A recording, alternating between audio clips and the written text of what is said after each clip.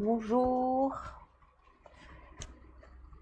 Bonjour, je ne sais pas si vous êtes déjà très nombreux pour ce live sur le sentiment d'imposture. Est-ce que vous auriez la gentillesse dans le chat de d'indiquer si vous m'entendez bien, si vous me recevez bien, si l'image est correcte, si vous voyez le titre du chat, pardon, du live. Alors je ne vois pour l'instant pas de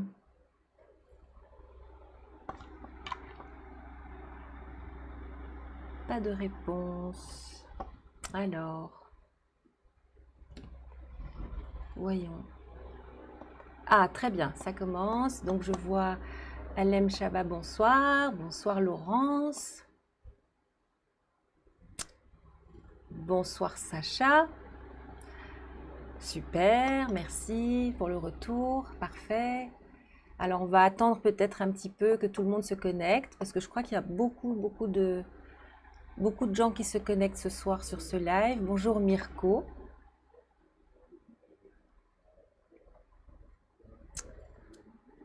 Voilà, n'hésitez pas à signaler votre présence dans le chat quand vous vous connectez. De bien indiquer si tout est OK pour vous en termes de son et d'image. Voilà. Alors sur YouTube, pour l'instant, on n'a pas de chat. On n'a pas de message dans le chat. Alors on attend encore quelques minutes, peut-être jusqu'à 20h05, 20h07. Et puis après, on va démarrer. Donc normalement, c'est un live qui va durer 1h30, maximum 2 heures. Je vais essayer de ne pas être trop longue. Est-ce que c'est OK pour vous? 1h30 comme durée? Ou maximum 2 heures?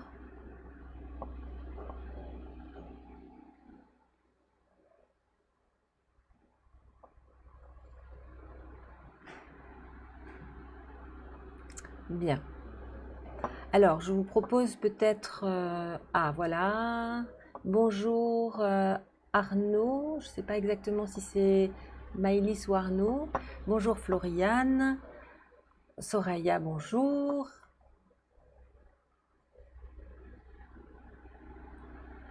Voyons qui d'autre se connecte.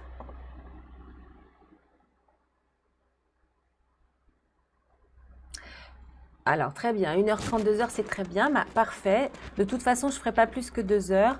Si je peux faire 1h30 ou entre les deux, j'essaierai. En tout cas, pour pas vous prendre trop de temps ce soir. Bonjour Frédéric. Bonjour.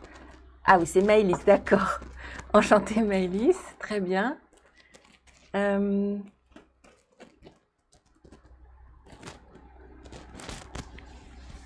Voilà. Est-ce qu'il y a d'autres personnes qui se connectent? On attend encore 1 minute et puis on y va. On se lance.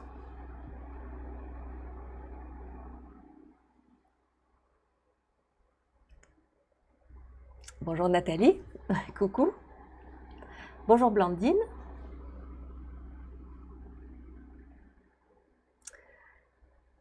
Bonjour Laurence. Super, merci d'être là pour ça et d'être disponible Laurence. C'est très bien. Je suis ravie.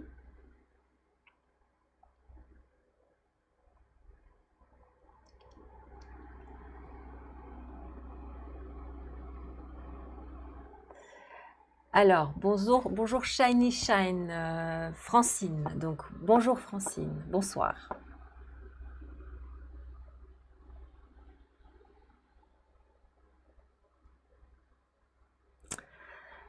Bon, je pense qu'on va commencer.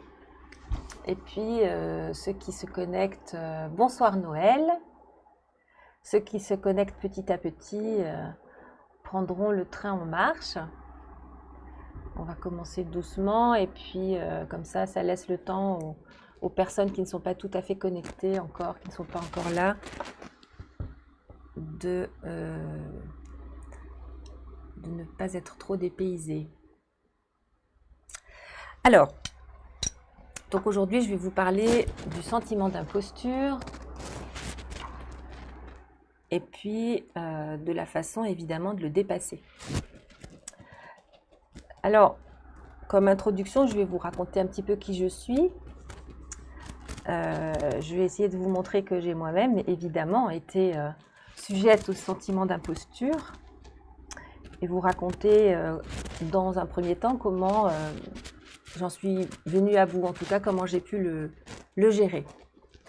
Alors je m'appelle Caroline Fleck, ça c'est écrit, et j'ai un cabinet d'hypnose, donc je suis hypnothérapeute. Je travaille aussi avec d'autres techniques que l'hypnose, comme par exemple la thérapie brève systémique stratégique dont je vais vous parler tout à l'heure. Et je suis vraiment ravie d'animer ce live. C'est pas la première fois que j'anime un live comme celui-là sur le sentiment d'imposture. Et à chaque fois, je trouve que les interactions avec vous sont, avec les participants sont toujours très enrichissantes. Alors je vous demanderai d'être très proactif, de ne pas hésiter à utiliser le chat pour poser des questions, demander des indications, pour partager aussi. Je vais vous demander tout au long du live d'être acteur, c'est-à-dire de partager ce que vous comprenez, ce que vous percevez de vous-même, ce que ça vous évoque. À différents moments du live, je vais vous demander aussi eh bien de réfléchir pour vous-même. Donc ce qui serait parfait, c'est que vous ayez du papier et un stylo, et que vous puissiez du coup pendant le live avoir un petit temps pour écrire un certain nombre de choses qui, j'espère, vont démarrer pour vous, vont être l'occasion de démarrer pour vous une réflexion, une compréhension de vous-même et de ce qui vous arrive. Voilà. Donc n'hésitez pas à réfléchir, n'hésitez pas à réagir, n'hésitez pas à partager, n'hésitez pas à vous investir.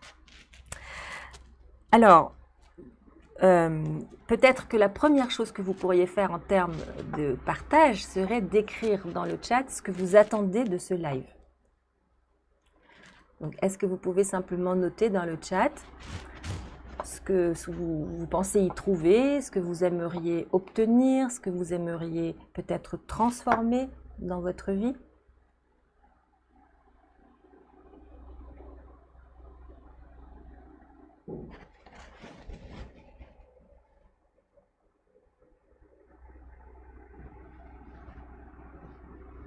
Alors, je vous laisse quelques instants peut-être. Et pendant que vous réfléchissez, je vais vous raconter un tout petit peu les deux événements de ma vie professionnelle qui est-ce un sentiment d'imposture ou un déficit de compétences? Oui, très bonne question. Très très bonne question. Géraldine, à votre avis, comment le savoir et comment le dépasser? Géraldine, un premier sentiment comme ça, est-ce un sentiment d'imposture ou un déficit de compétences? Première idée qui vous vient spontanément, ça serait quoi? Plutôt quoi? J'attends des outils pour m'aider à utiliser mon syndrome de l'imposteur sans qu'il ne sabote mes actions. C'est une très bonne idée d'utiliser ce sentiment de façon positive, donc de le détourner en mode positif. Laurence, j'attends des explications sur l'origine de ce sentiment, ça c'est ce qu'on va faire. Comment le détecter, c'est ce qu'on va faire aussi. Lutter contre, je vais vous donner un certain nombre d'outils et puis je vais vous expliquer qu'il existe un autre accompagnement en plus de ce live, mais je vous en parlerai tout à l'heure. Alors Géraldine, je pense un peu les deux car je suis bébé coach, d'accord? Très bien, on verra pendant le live ce qu'il en est de la compétence et du sentiment d'imposture. Et effectivement, il y a un lien entre les deux. Je souhaiterais passer le cap de l'autorité et de la légitimité. Qu'est-ce que ça veut dire l'autorité? Je ne sais pas exactement ce que vous entendez par là. Comment reconnaître ses limites quand dans la tête il y a des solutions à mettre en place ou à créer? Comment reconnaître ses limites? Est-ce que vous pourriez être plus précise, Frédéric? Qu'est-ce que ça veut dire exactement? Se sentir légitime et être à ma place dans l'entrepreneuriat, tout à fait. Alors là, on est vraiment en plein dans ce qu'on va proposer. Donc peut-être que Alem et Frédéric, vous pourriez me donner quelques indications supplémentaires sur ce que vous écrivez.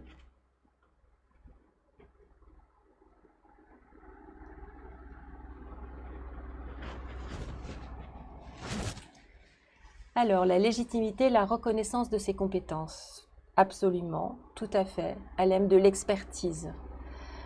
Le cap de l'autorité, de la légitimité, de l'expertise. Très bien, donc on va travailler sur effectivement la notion d'expertise, la notion de perfectionnisme. J'aimerais avoir le sentiment, voir la certitude d'être à ma place et être en toute confiance dans ma démarche et prise en charge en tant que sophrologue. Tout à fait, alors c'est exactement ce sur quoi on travaille, c'est-à-dire retrouver sa juste place. Juste contenter d'être soi, parce que être soi, c'est déjà absolument suffisant. Et c'est comme ça qu'on garde toutes ces compétences sous la main, si vous voulez, si on dit les choses de façon imagée. Donc c'est exactement ce qu'on va faire. Trouver sa juste place. Alors, est-ce qu'il y a d'autres réponses? Alors, je vous propose de vous raconter un petit peu ce que j'ai fait, et puis s'il y a d'autres éléments, je les prendrai en cours de route.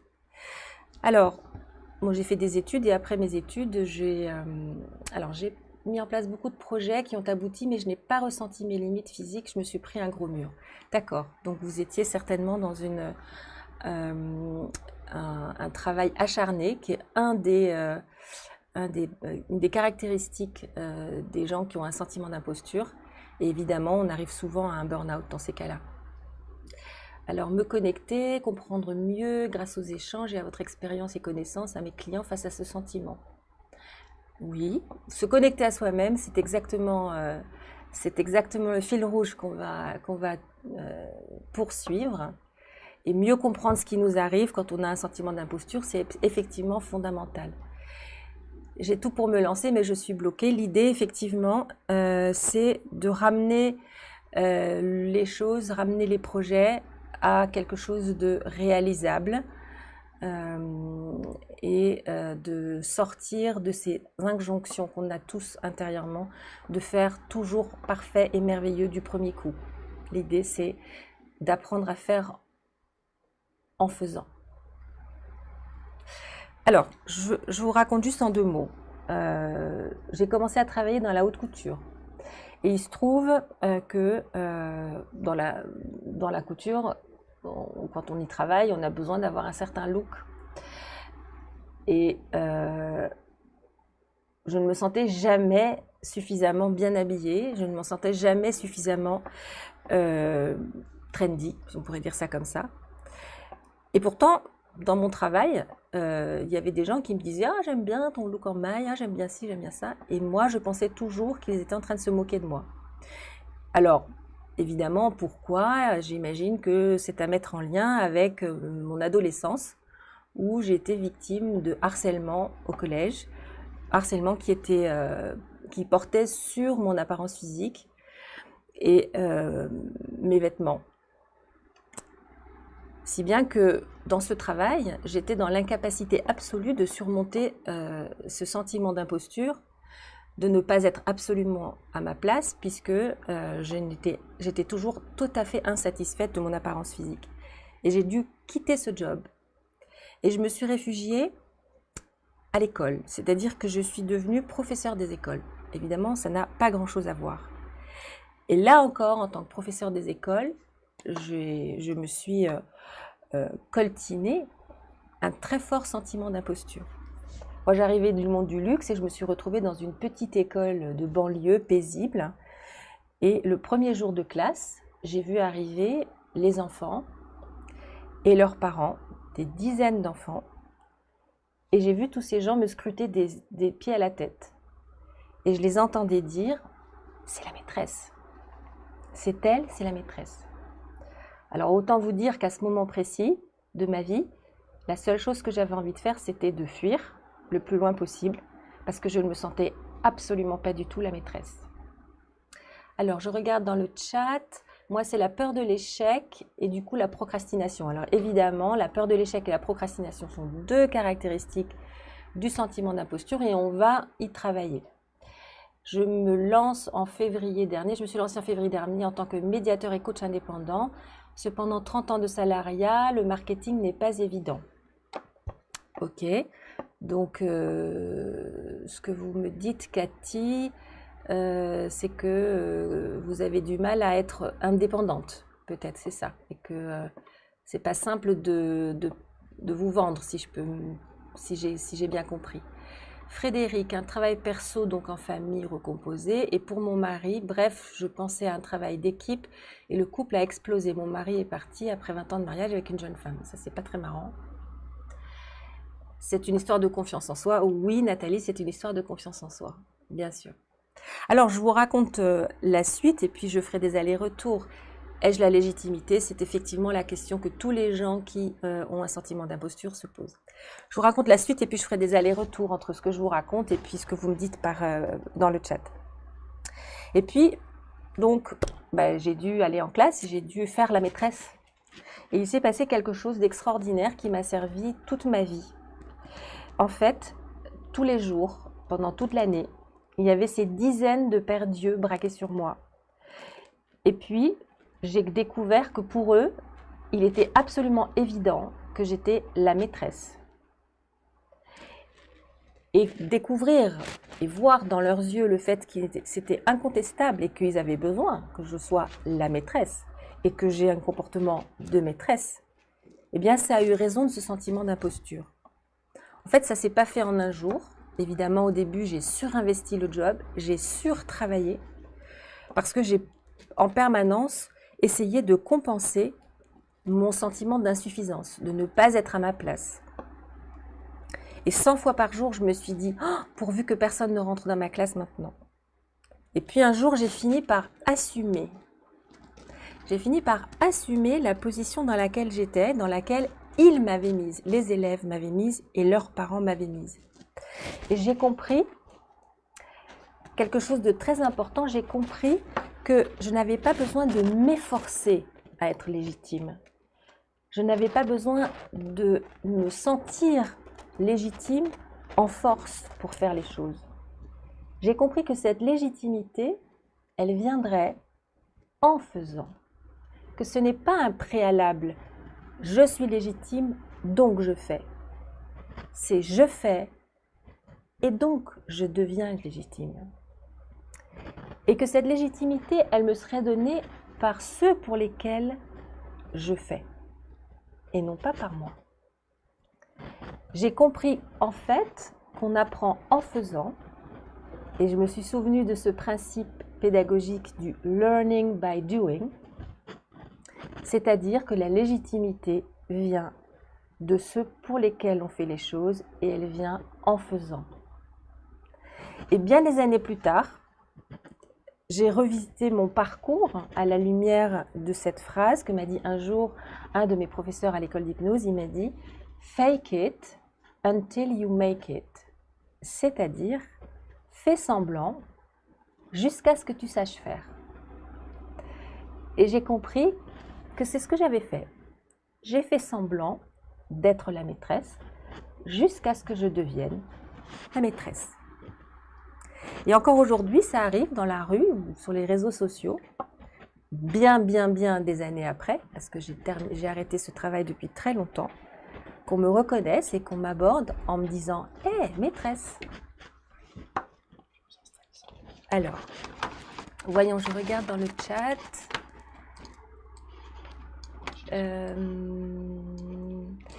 En constante comparaison avec les autres, c'est effectivement Ina, une des caractéristiques aussi, de se comparer toujours aux autres et évidemment de toujours se trouver inférieur aux autres.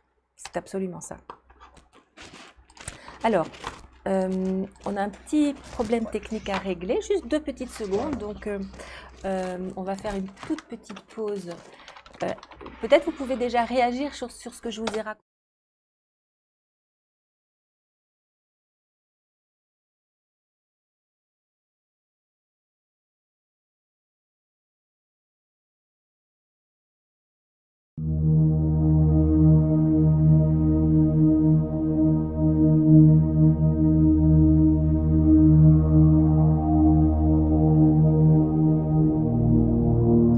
règle un petit problème technique. Ouais, 1 minute. Oui, oui, pas de problème. Déjà raconté.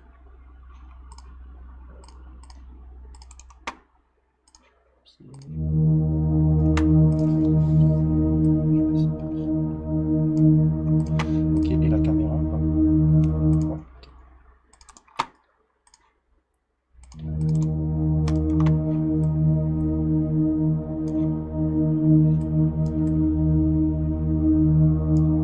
Ok.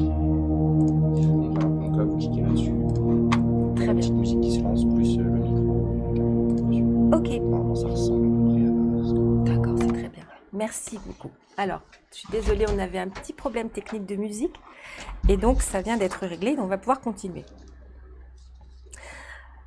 Alors, ce que je voulais vous raconter aussi, c'est que ensuite j'ai ouvert un cabinet d'hypnose. Voilà, je ne vais pas vous raconter pourquoi ni comment, mais ça n'a pas tellement d'intérêt. Et évidemment, au début, j'avais très peu de patients, c'est normal. Et je voulais vous dire que pour développer mon activité, j'ai compté beaucoup sur le bouche à oreille. C'est vraiment quelque chose de très important. Là encore, c'est les autres qui ont donné la légitimité à mon travail. C'est parce que les patients que j'avais déjà eus m'ont recommandé auprès d'autres que j'ai compris que ce que je faisais était légitime, même si je savais d'emblée que je n'étais pas évidemment au top d'emblée. J'ai aussi fait de la publicité sur Google Ads. Ça, c'est la chose qui m'a le plus aidé en fait à être bien référencée. Parce que j'ai beaucoup tâtonné en termes de communication, j'ai fait toutes sortes de publications et de je ne sais quoi. Et ce qui marche le mieux, c'est quand même Google Ads, enfin c'est mon expérience.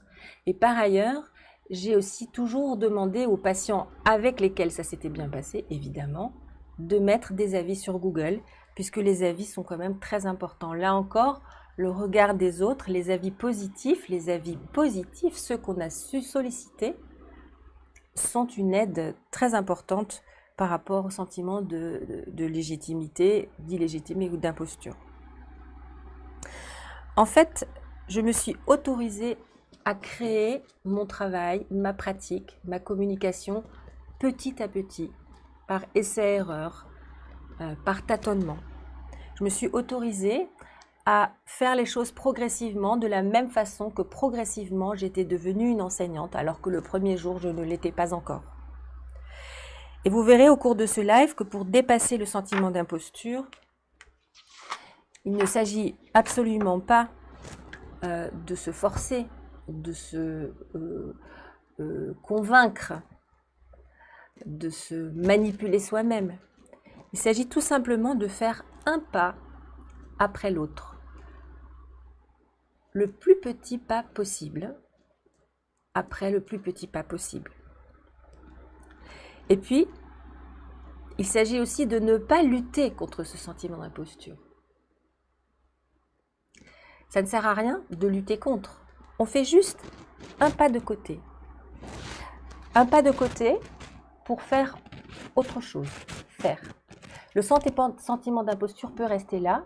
Et vous verrez qu'en faisant, en étant à côté, en ne luttant pas contre, petit à petit, ce sentiment d'imposture va se réduire jusqu'à disparaître. Et je vous raconterai au cours de ce live comment moi aussi je suis tombée dans la piscine et que je n'ai pas eu d'autre choix que de nager et de me mettre à faire. Alors, je vous raconte le programme. Alors ça, je viens de vous le raconter. J'avais oublié de changer le... Voilà, je vous raconte le programme. Donc, je vais vous présenter le sentiment d'imposture et ses manifestations. Je vais vous raconter les causes de ce sentiment d'imposture et puis je vous présente aussi les stratégies que les personnes qui ont un sentiment d'imposture mettent en place pour essayer de lutter contre ce sentiment d'imposture. Et vous verrez que toutes ces stratégies sont totalement inefficaces. Après, on va parler de l'organisation du travail, comment organiser son travail quand on a un sentiment d'imposture. Et puis, je vais ensuite vous présenter un autre module, en plus de ce live que vous faites aujourd'hui. Il y aura un programme d'accompagnement que je vais vous présenter au cours du live, qui est un programme sur 10 séances, en live aussi, 10 séances d'accompagnement sur ce sujet d'imposture, mais dans lequel on approfondit évidemment ce qu'on aura fait aujourd'hui en 1 heure ou 1 heure et demie. Et puis à la toute fin, je vous proposerai de faire une séance d'hypnose si vous en avez envie. Une séance d'hypnose évidemment dont l'objet sera bien sûr le sentiment d'imposture.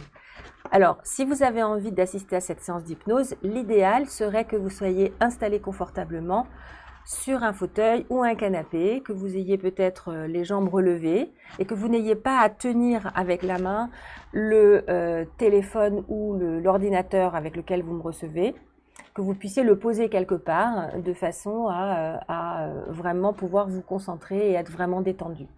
Et puis à la fin de la séance d'hypnose qui dure 10 minutes, un quart d'heure, je vous donnerai encore quelques indications justement par rapport à ce programme d'accompagnement, plus sur le moyen d'obtenir le PowerPoint, voilà, pour que vous ayez une trace de ce que j'aurai raconté aujourd'hui. Et puis, ça sera la fin de notre travail. Voilà. Est-ce que vous avez des questions à l'heure qu'il est? J'aime bien que vous rappeliez que la légitimité est la conséquence de la pratique. Voilà, c'est exactement ça. Vous avez absolument résumé, Mirko. Est-ce que vous avez des questions ou pas? Bien. Alors, je vais rapidement vous faire une petite introduction sur le sentiment d'imposture. Et pour ça, je voudrais vous montrer une vidéo. Donc, je vous montre juste un tout petit bout, le début. Je ne sais pas si vous connaissez les deux garçons qui font le podcast Et tout le monde s'en fout. C'est Fabrice Debony et Axel Latuada. Ils sont très sympas les deux. Et ils font là, en introduction de ce TEDx, un petit numéro assez drôle et qui est vraiment très intéressant pour introduire justement ce sentiment d'imposture. Donc je vais lancer la vidéo et puis...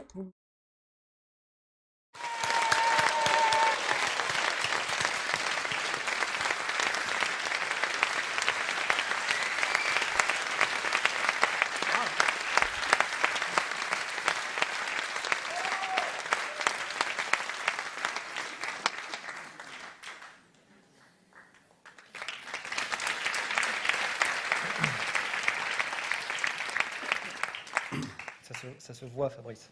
Non mais c'est bon, on a dit qu'on ferait comme ça. Je sais, mais ça se voit. Ça se voit, d'accord. On va pas changer maintenant, quoi. S'il te plaît, voilà. Merci.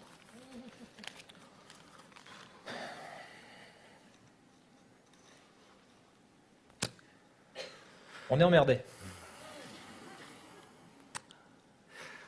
On est emmerdé parce que on s'est rendu compte qu'on avait exactement le problème du sujet dont on est venu vous parler. C'est ballot. Voilà. Moi, je m'appelle Axel Latuada et en ce moment, je suis auteur et comédien.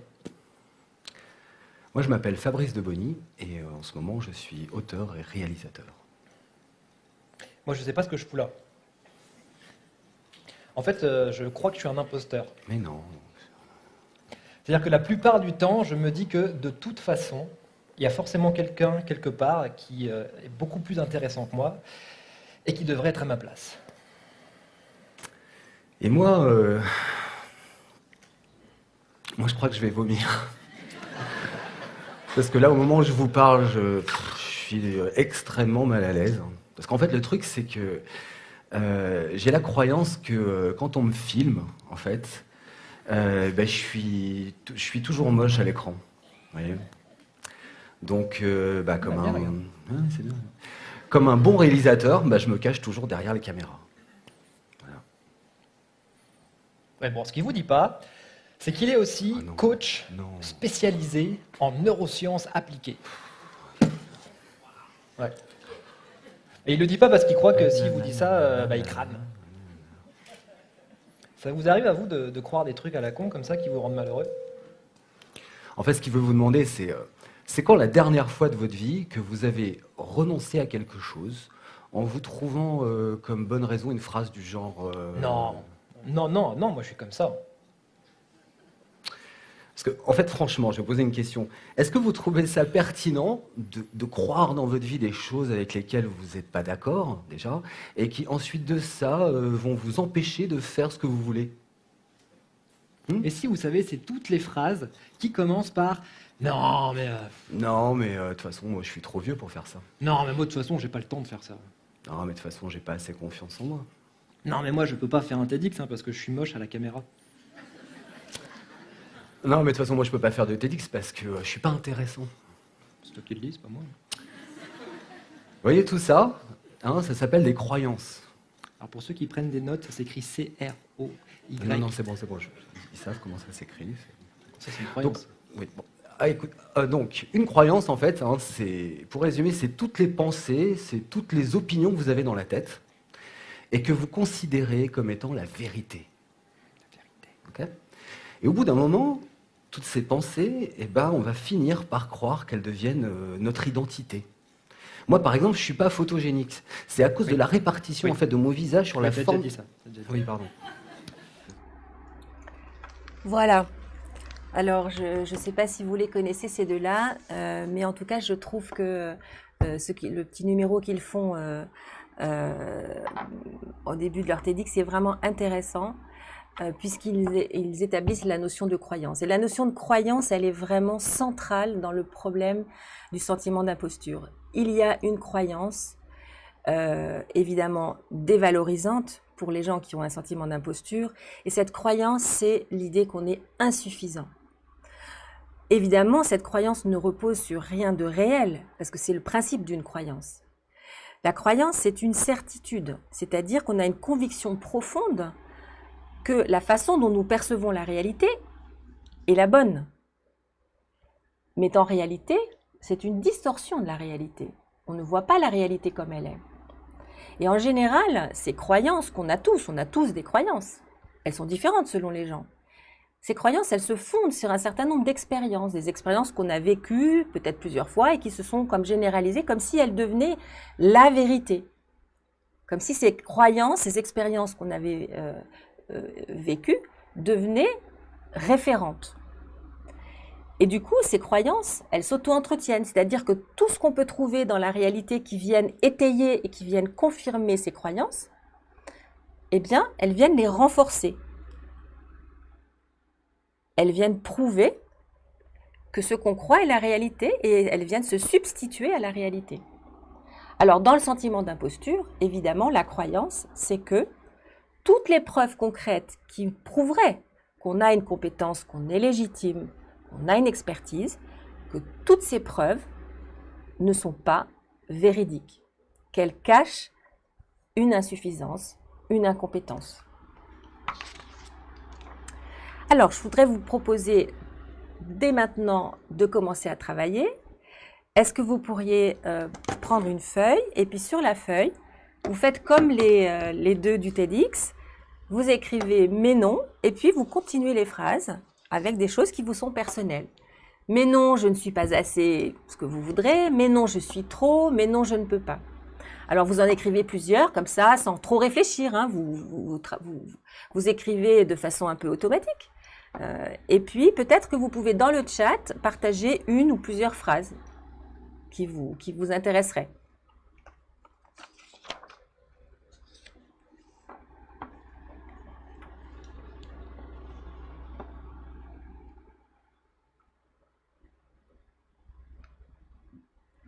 Alors, qui est-ce qui se lance ?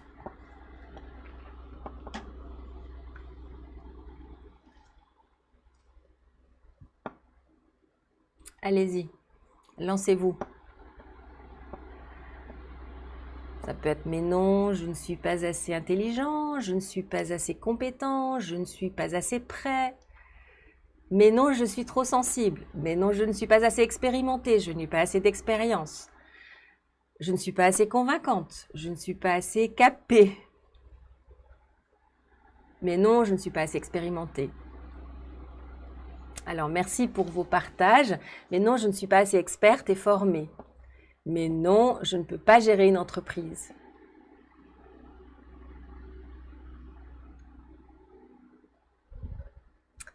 Voilà, mais je ne suis pas assez légitime. Très bien. Donc, vous voyez que c'est pas, je ne suis trop désorganisée. Vous voyez que ce n'est pas très, très compliqué pour vous de trouver matière à terminer ces phrases. Je ne suis pas assez formée, je suis trop désorganisée. Très bien. Alors, si vous voulez bien, je ne suis pas assez jeune pour trouver un nouveau job. Voilà. On va avancer un petit peu et puis définir un petit peu ce que c'est que le sentiment d'imposture. Je ne suis pas assez confiante, absolument. Donc le sentiment d'imposture, c'est une autodépréciation. C'est-à-dire qu'on a un regard sur soi-même qui est dépréciatif et qui ne correspond pas à la réalité. Mais non, je ne peux pas faire ce que je ne connais pas, mais non, je ne suis pas assez organisée. Malgré les performances qu'on peut produire, malgré une réussite qui peut être établie selon des critères objectifs, par exemple gagner des nouveaux contrats, avoir beaucoup de patients, vendre un grand nombre de choses, malgré des critères qui peuvent être objectifs, le sentiment intérieur d'incompétence persiste. En fait, le sentiment d'imposture, c'est une contradiction entre ce que vous ressentez intérieurement de vous-même et les signes extérieurs de ce que vous réussissez à faire. Malgré les signes extérieurs de votre réussite, présente ou passée, vous avez malgré tout un sentiment interne d'incompétence. Alors, c'est vrai que c'est pas simple de se sentir imposteur. C'est douloureux, c'est un fardeau qui est difficile à vivre et c'est vraiment un sentiment qui empêche et qui rend toutes les initiatives et tous les projets difficiles et lourds. Et ça peut évidemment nuire au bien-être de l'individu et on a découvert bien sûr que ce sentiment d'imposture était souvent accompagné de troubles comme des troubles anxieux, voire des burn-out. Alors, l'origine de ce concept, c'est donc un concept qui a été formalisé dans les années 70, fin des années 70, par deux psychologues américaines, donc Clance et Innes. Et elles ont en fait étudié une population de femmes, de 150 femmes, qui avaient pour caractéristique d'avoir fait des études brillantes et avoir des jobs qui nécessitaient une expertise forte. Et elles se sont rendues compte, en interrogeant ces femmes, que toutes ces femmes avaient une image d'elles-mêmes très détériorée, malgré le fait qu'elles avaient des résultats scolaires et d'études particulièrement brillants et des réussites professionnelles. Il se trouve que ce phénomène a été du coup observé une fois qu'il a été formalisé et que ce phénomène est très répandu. Et on estime qu'il y a à peu près 60 à 70% des personnes qui, à un moment donné de leur vie ou de leur carrière, ont cette sensation, ce sentiment d'illégitimité ou d'imposture. Alors, est-ce que c'est normal? Est-ce que c'est pathologique? En fait, ce n'est pas une pathologie dans la mesure où on ne reconnaît pas le sentiment d'imposture comme une maladie. Ça n'est pas inscrit dans le registre des maladies mentales. C'est pour ça que c'est quelque chose qu'on appelle un sentiment et non pas un syndrome ou un trouble. Mais évidemment, quand ce sentiment devient très envahissant et provoque une rigidité du comportement, là, effectivement, même si ça n'est pas une maladie, il est quand même indispensable de le traiter, de faire quelque chose, de trouver des solutions. Et moi, je vous propose évidemment, bien sûr, dans ce live, de découvrir un certain nombre de solutions pour venir à bout de ce sentiment d'imposture. Alors, comment ça se manifeste, un sentiment d'imposture? En fait, il y a trois caractéristiques principales. Ces trois caractéristiques, elles sont sous-tendues par deux émotions, le doute et la peur. Alors, la première caractéristique, c'est la mauvaise attribution. C'est-à-dire qu'à chaque fois que quelqu'un réussit quelque chose, quand il est atteint du sentiment d'imposture, il n'attribue pas la réussite de ce qu'il a fait à ses capacités, à des facteurs internes, mais il les attribue à des facteurs externes, qui peuvent être par exemple la chance, ou bien le fait d'avoir des relations, ou alors parce que les circonstances s'y prêtent. Et donc ces personnes sont incapables de recevoir des compliments. Parce qu'un compliment, c'est comme si on vous complimentait pour quelque chose alors que vous n'y êtes pour rien. En tout cas, c'est une croyance.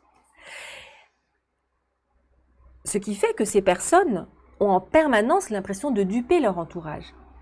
Et qu'elles ont l'impression de devoir porter un masque, c'est-à-dire donner l'impression qu'elles sont compétentes, alors qu'en fond, elles se croient, elles se pensent, elles se perçoivent comme totalement incompétentes.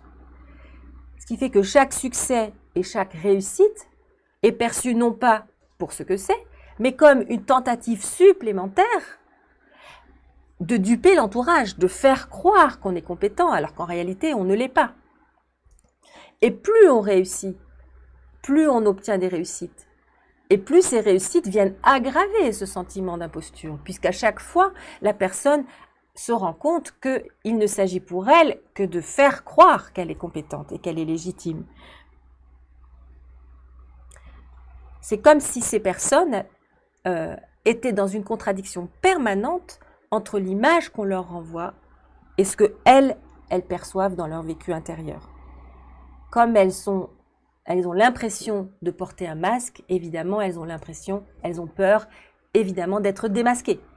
C'est-à-dire qu'un jour, on s'aperçoive de l'imposture et qu'un jour, on s'aperçoive que ce vécu interne qu'elles ont d'être un imposteur soit validé par l'opinion de leur entourage et qu'on découvre leur véritable identité et leur véritable valeur.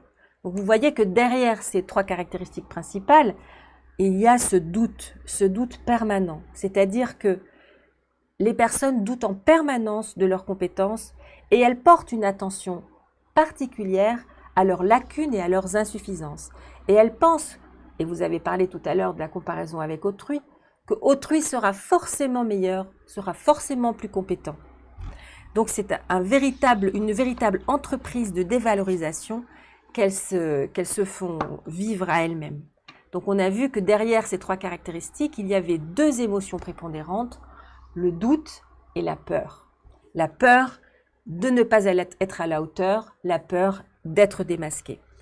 Et lorsque j'animerai l'accompagnement sur 10 séances, donc pas ce live mais celui de l'approfondissement, eh bien je travaillerai en détail sur le doute et la peur. Alors, il se trouve que le sentiment d'imposture, c'est une imposture. C'est une imposture parce que la plupart des gens qui sont atteints, entre guillemets, de ce sentiment d'imposture, eh bien souvent ce sont des personnes particulièrement compétentes justement. Alors pourquoi ? Pourquoi est-ce que le fait d'avoir un sentiment d'imposture implique le fait d'être particulièrement compétent ? Eh bien tout simplement parce que quand on a un sentiment d'imposture, on cherche à le cacher. On cherche à en permanence donner l'impression qu'on est compétent alors qu'on se sent incompétent. Et pour faire ça, eh bien on travaille beaucoup. On fait un travail acharné, on a un surinvestissement professionnel. Évidemment, ça donne des résultats. Et la réussite est au bout. Ce qui fait que pour se sentir imposteur, il faut avoir des réussites réelles, dont on ne se sent pas digne, certes, mais il faut avoir des réussites réelles. C'est dans ce sens que le sentiment d'imposture est une véritable imposture vis-à-vis de soi-même. Alors voyons maintenant les causes de ce sentiment d'imposture. Il y a plusieurs causes, et en particulier dans nos sociétés occidentales. Et je vous propose pendant tout ce petit module sur les causes du sentiment d'imposture de réfléchir à quel point vous vous sentez concerné par ces causes. Est-ce que ces causes vous parlent? Est-ce que vous avez l'impression que vous êtes concerné? Est-ce que c'est quelque chose que vous pouvez vous attribuer?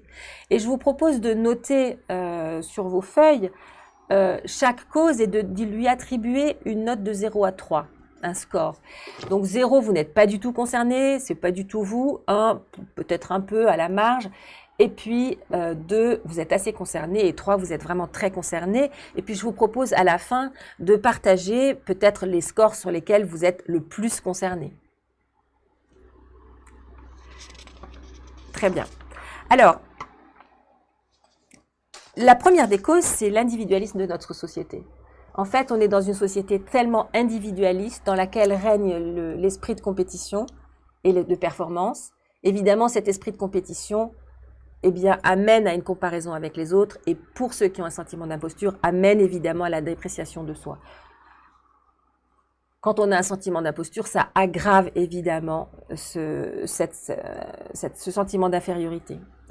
En fait, dans notre société, il y a un diktat social, c'est-à-dire il y a un certain nombre de normes. Il faut être riche, beau, avoir du succès dans son travail, être reconnu, être mince, être admiré, avoir beaucoup d'amis, enfin voilà, tout ça. Évidemment, c'est un discours dominant. C'est un discours dominant qu'on incorpore, qu'on intègre malgré soi, sans parfois même s'en rendre compte. Et souvent d'ailleurs, c'est un discours dominant qui est relayé par les réseaux sociaux, par la publicité, et évidemment toutes ces normes sociales, elles sont parfois très lourdes parce que la vie n'est pas toujours aussi simple que ce qu'on voit dans une publicité ou dans une série par exemple. Évidemment, là encore, il s'agit de croyances. Il s'agit de croyances parce que pourquoi est-ce qu'il faut absolument avoir toutes ces caractéristiques pour être heureux? On n'est pas forcément obligé d'être malheureux parce qu'on n'a pas une silhouette de rêve ou parce qu'on n'est pas extrêmement riche. En fait, quand on considère cette cause sociétale, eh bien, on peut se demander s'il n'est pas nécessaire, quand on a un sentiment d'imposture, de réfléchir à ses valeurs et de déconstruire ces croyances sociales pour en atténuer l'impact, de les déconstruire pour pouvoir retrouver quelles sont vraiment vos valeurs et les valeurs qui vous définissent profondément. Alors, bien sûr, il y a aussi des causes intérieures, des causes psychologiques, comme par exemple le rapport à l'échec. Là encore, le rapport à l'échec a quand même aussi une coloration sociétale, c'est-à-dire que dans certaines cultures, comme par exemple en France, eh bien, le rapport à l'échec est compliqué. C'est-à-dire qu'on a tendance à assimiler un échec avec la personne qui a échoué. Donc en gros, quelqu'un qui échoue, c'est un loser. C'est un raté. Donc l'erreur, l'échec est une honte. Et il ne faut surtout pas évidemment la partager, on doit la cacher parce qu'on doit préserver son image. Alors qu'en réalité, dans d'autres cultures, comme par exemple dans les cultures scandinaves, l'échec n'est pas du tout une honte. C'est considéré au contraire comme une preuve d'audace, une preuve de quelqu'un qui a le courage de faire des expériences et de prendre un risque. C'est comme une aventure. Et là, l'échec n'est pas perçu comme une catastrophe, c'est juste perçu comme une occasion d'apprendre. En fait, on peut faire preuve de résilience, on peut considérer que quand ça ne fonctionne pas, eh bien c'est l'occasion de se poser des questions, d'être innovant et de faire mieux. Et c'est tout. Apprendre à vivre l'échec comme un levier pour faire plus, pour faire mieux, pour aller plus loin, eh bien c'est une façon déjà de réduire le sentiment d'imposture et la prise qu'il a sur nous.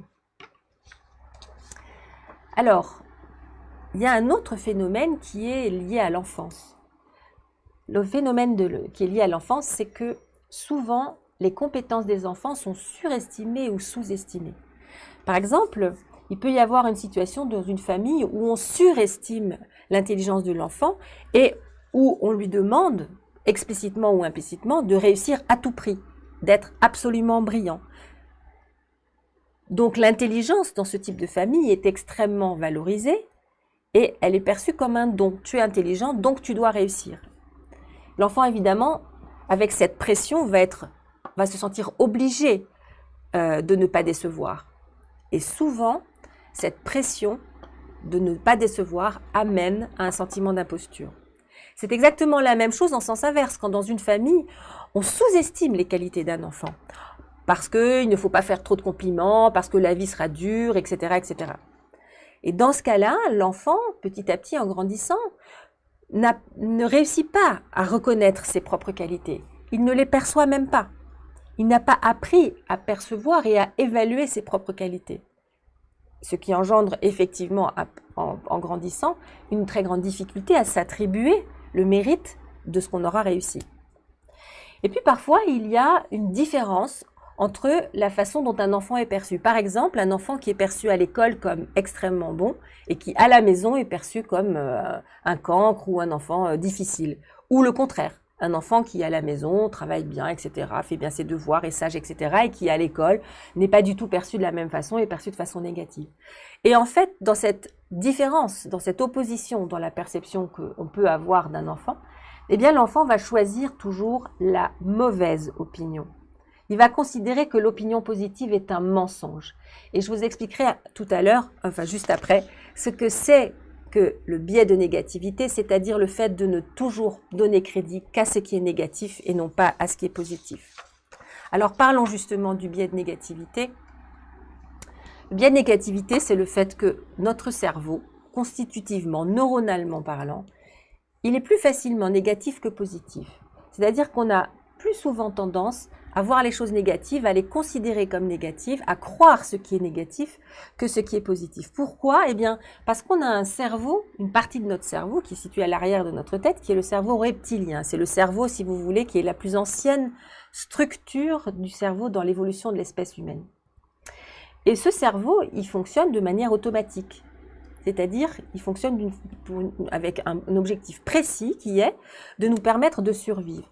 Et pour survivre à l'époque où ce cerveau reptilien existait chez les hommes préhistoriques, eh bien, il était nécessaire d'observer et de repérer tous les dangers. Et donc, l'homme, au cours de l'évolution, a appris à porter une attention particulière à tout ce qui est dangereux, tout ce qui est négatif, tout ce qui peut constituer un problème. Et d'ailleurs, celui qui ne porterait pas assez d'attention à ce qui est dangereux, eh bien, pourrait tout simplement disparaître.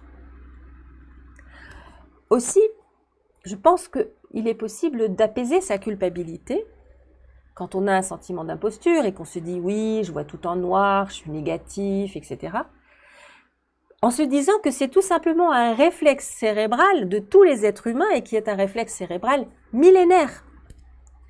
Alors on peut contourner ce réflexe, on peut chanter, on peut tromper ses neurones en tirant des enseignements de ces pensées négatives. Puisque vous pensez négativement, vous pouvez vous dire que c'est simplement votre cerveau qui a peur que vous ayez un problème. Donc, dans chaque pensée négative, il y a peut-être un enseignement à trouver, plutôt que de se dire « je suis nul, j'y arrive pas », etc.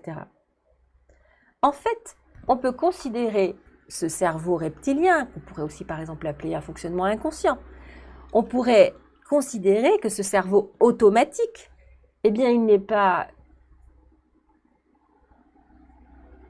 quelqu'un qui est contre nous, il n'est pas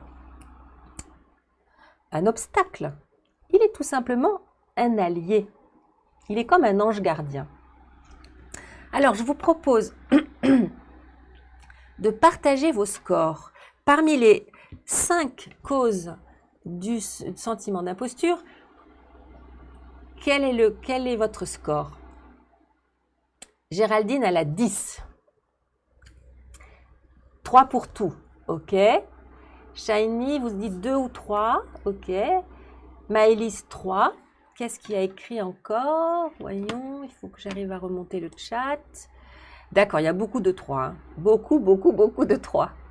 Bien. Ok. Je suis contente de voir que ça vous parle tout ça. Alors, je regarde l'heure. Voilà, je vais vous raconter un petit peu ce que font les gens qui ont 8 pour Laurence, 2, 3 pour Frédéric. Je vais vous raconter un petit peu ce que font les gens pour essayer de dépasser le sentiment d'imposture. Alors, je vais vous raconter ce que c'est une tentative de solution. La tentative de solution, c'est une notion centrale qui a été établie par des psychologues dans les années, fin des années 60. C'est les psychologues qui étaient en Californie à Palo Alto. On appelle l'école de Palo Alto. Et alors, ces psychologues, ils ont mis en lumière que chaque individu rencontre des difficultés et essaye de trouver des solutions, des tentatives de solutions pour résoudre son problème. Et que ces tentatives de solutions, la plupart du temps, eh bien, elles aggravent le problème, elles cristallisent le problème, elles maintiennent le problème, elles l'amplifient. Par exemple, je vais prendre l'exemple de la peur. Prenons quelqu'un qui a peur de quelque chose. Une tentative de solution pourrait être d'éviter l'objet de sa peur, en essayant de ne pas y être confronté. Mais pour ne pas y être confronté et essayer de ne pas l'avoir en face, eh bien, il faut y penser. Et quand on y pense, eh bien, la peur est là. Donc, plus vous pensez à la peur pour essayer de l'éviter, bah, plus vous avez peur. Plus vous y pensez, plus ça prend de la place. Donc, c'est un exemple pour vous montrer que les tentatives de solution qu'on met en place la plupart du temps ne fonctionnent pas. Évidemment, pour le sentiment d'imposture, c'est exactement la même chose. C'est-à-dire que beaucoup de tentatives de solution sont basées sur la dissimulation. On en a parlé tout à l'heure, l'idée de cacher son incompétence. Et plus la personne cherche à dissimuler son incompétence et ses faiblesses, plus elle y pense, plus elle met d'efforts et d'intentions pour cacher ses incompétences. Et plus elle met d'efforts et d'intentions, plus elle y pense. Et plus elle y pense, plus elle se sent faible et plus elle est habitée par le sentiment d'imposture. Merci pour votre retour, Laetitia. C'est bien. Alors, à vous. Je voudrais que vous écriviez sur une feuille, si vous êtes d'accord, tout ce qui vous vient à l'esprit quand je vais vous présenter les différentes tentatives de solution. Donc, pas besoin d'être rationnel, logique, structuré. Tout ça, c'est pas le moment. Vous écrivez simplement ce qui vous vient, comme ça, d'accord? Et puis ensuite, dans le chat, ce que vous avez envie de partager, eh bien, vous le partagez. Vous êtes OK?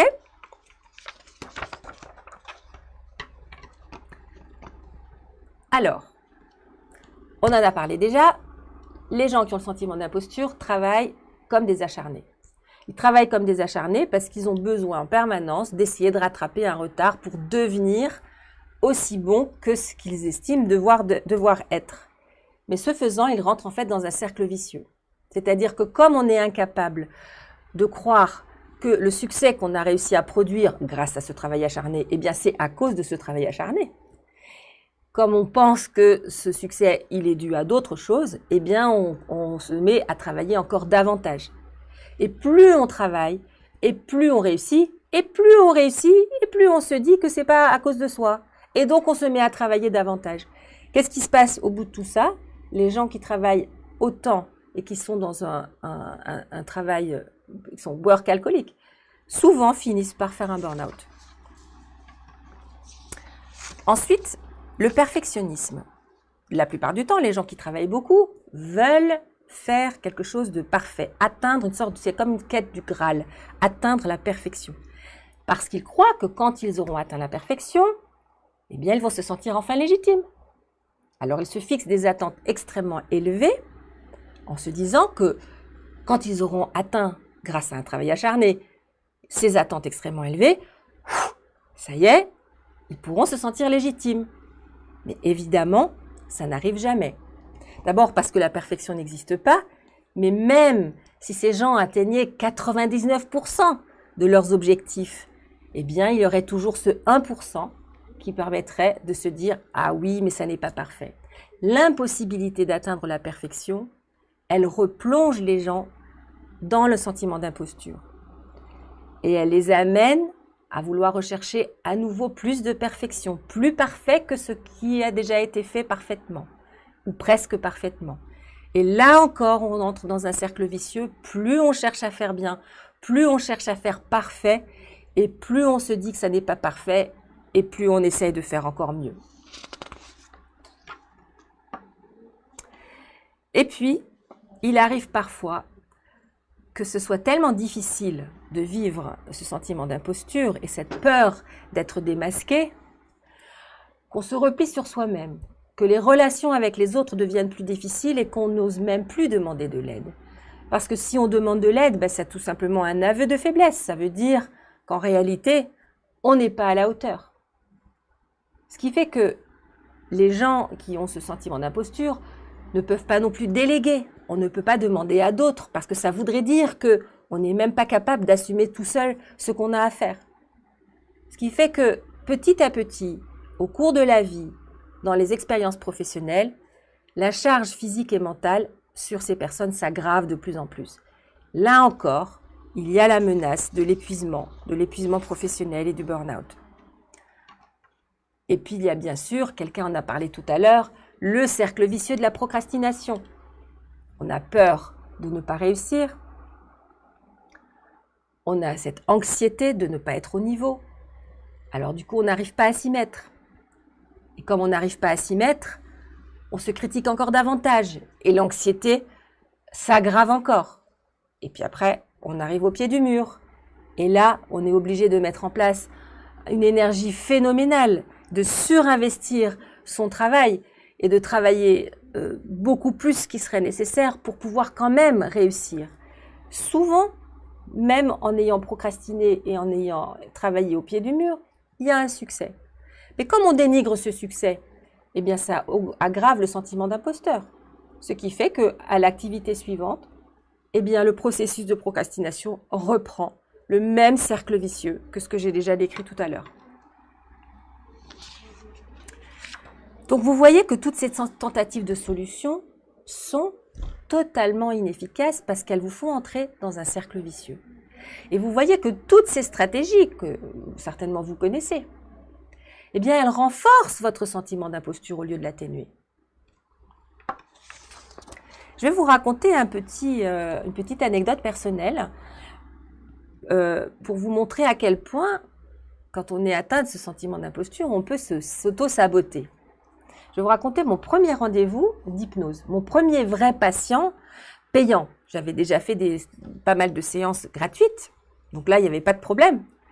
Mais le premier patient payant. Donc, j'avais donné rendez-vous, quelqu'un m'avait demandé une séance, j'avais donné un rendez-vous. Et puis un jour, j'étais dans mon cabinet, mais je ne pensais pas que j'avais des patients. En plus, à cette époque, j'habitais à l'endroit où était mon cabinet, ou plus exactement, mon cabinet était chez moi. Et puis un jour, ça sonne. Et je vais à l'interphone et j'entends une personne me dire « Oui, bonjour, je suis un tel, je viens pour la séance d'hypnose. » Et je réalise à ce moment-là que ce premier rendez-vous, eh bien, je l'avais tout simplement oublié. C'était mon premier rendez-vous payant d'hypnose, important. Je l'avais oublié. Donc, je lui ai ouvert à l'interphone et j'ai eu, je ne sais pas, 4 minutes, le temps qu'il appelle l'ascenseur, qu'il tape le code, qu'il monte les 4 étages pour changer la disposition des fauteuils et me mettre dans la tête « Tu vas faire une séance d'hypnose, tu es thérapeute ». Ça s'est bien passé. Mais c'est pour vous expliquer que je suis tombée dans la piscine brutalement et il a fallu que je nage. Voilà, je voudrais juste vous résumer avec ce dessin que j'ai trouvé assez intéressant. Vous résumez ce principe du cercle vicieux. Le sentiment d'imposture, c'est plein de cercles vicieux. Voilà, je vous laisse regarder. Ça résume un petit peu tout ce qu'on a dit jusqu'à présent. Est-ce que vous avez un retour? Est-ce que vous avez des questions? Est-ce que il y a des choses qu'il faudrait que j'éclaircisse?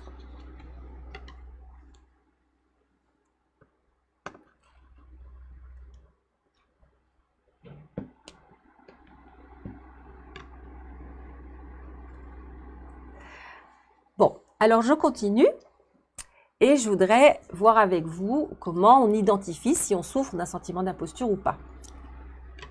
Alors, on va faire un petit sondage. Je voudrais que vous écriviez dans le chat si vous estimez, à la lumière de ce que je viens déjà de vous expliquer, si vous êtes atteint, entre guillemets, parce que ce n'est pas une maladie, atteint de ce sentiment d'imposture, un peu, beaucoup, à la folie ou pas du tout.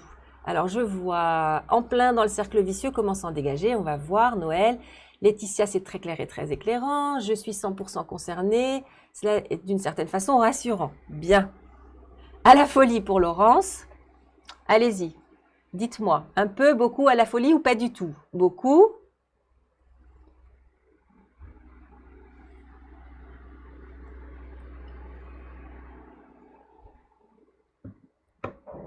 Qui d'autre? Un peu, beaucoup, beaucoup, à la folie, beaucoup. Alors, je vais vous montrer un test qui existe, qui a été donc créé par une des 2 psychologues, Clance, qui a identifié, a formalisé la notion de sentiment d'imposture. Donc, vous voyez, là, je vous le montre ici. Donc, c'est une échelle qui permet d'évaluer si vous êtes un peu, beaucoup, passionnément atteint, entre guillemets, du sentiment d'imposture. Alors, vous allez le trouver à cet endroit. Sur Internet, ça dépend du contexte, Mirko, effectivement. Merci pour votre retour, Cathy.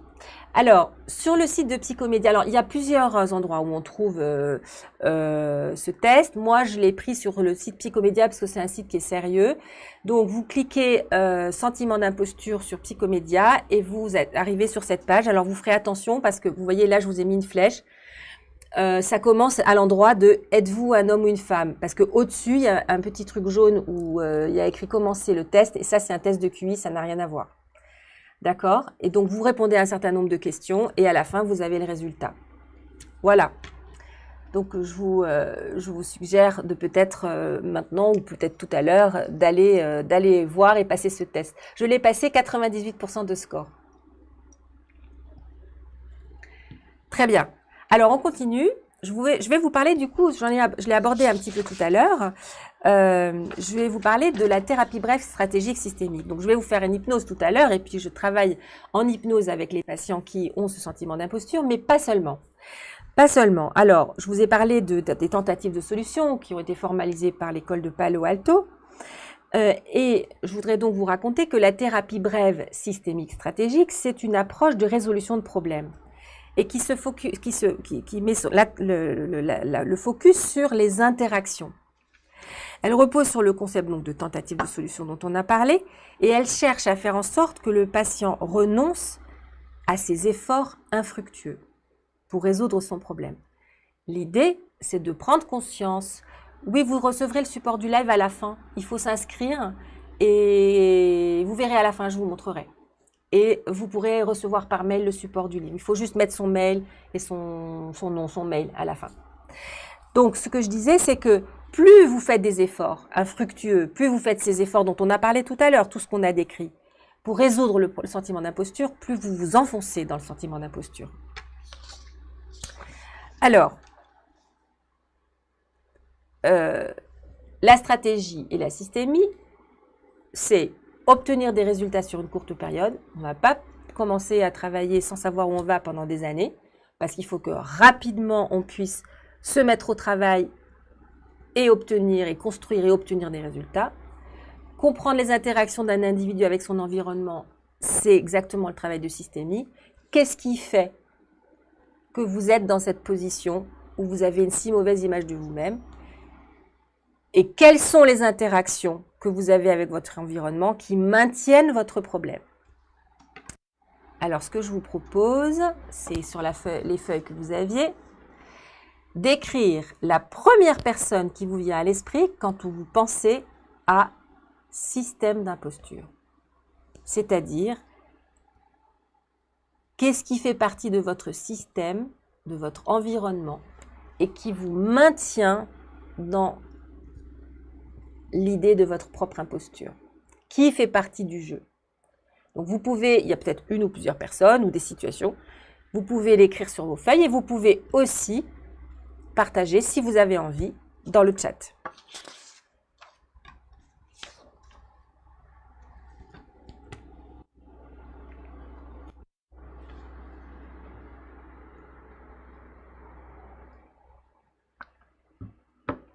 Alors, est-ce que vous avez des idées?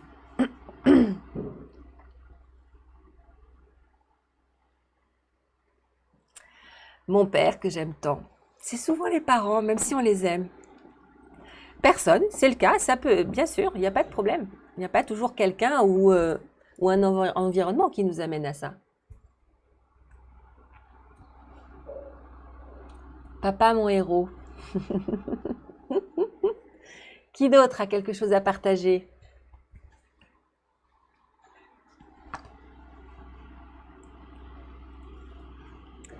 L'entourage familial.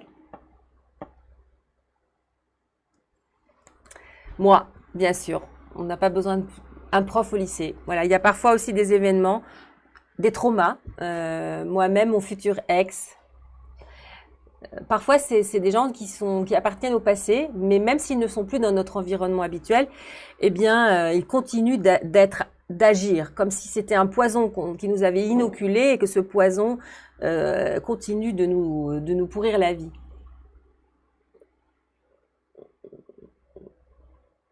Ok, mais ça arrive qu'on n'ait pas l'idée de qui ça peut être.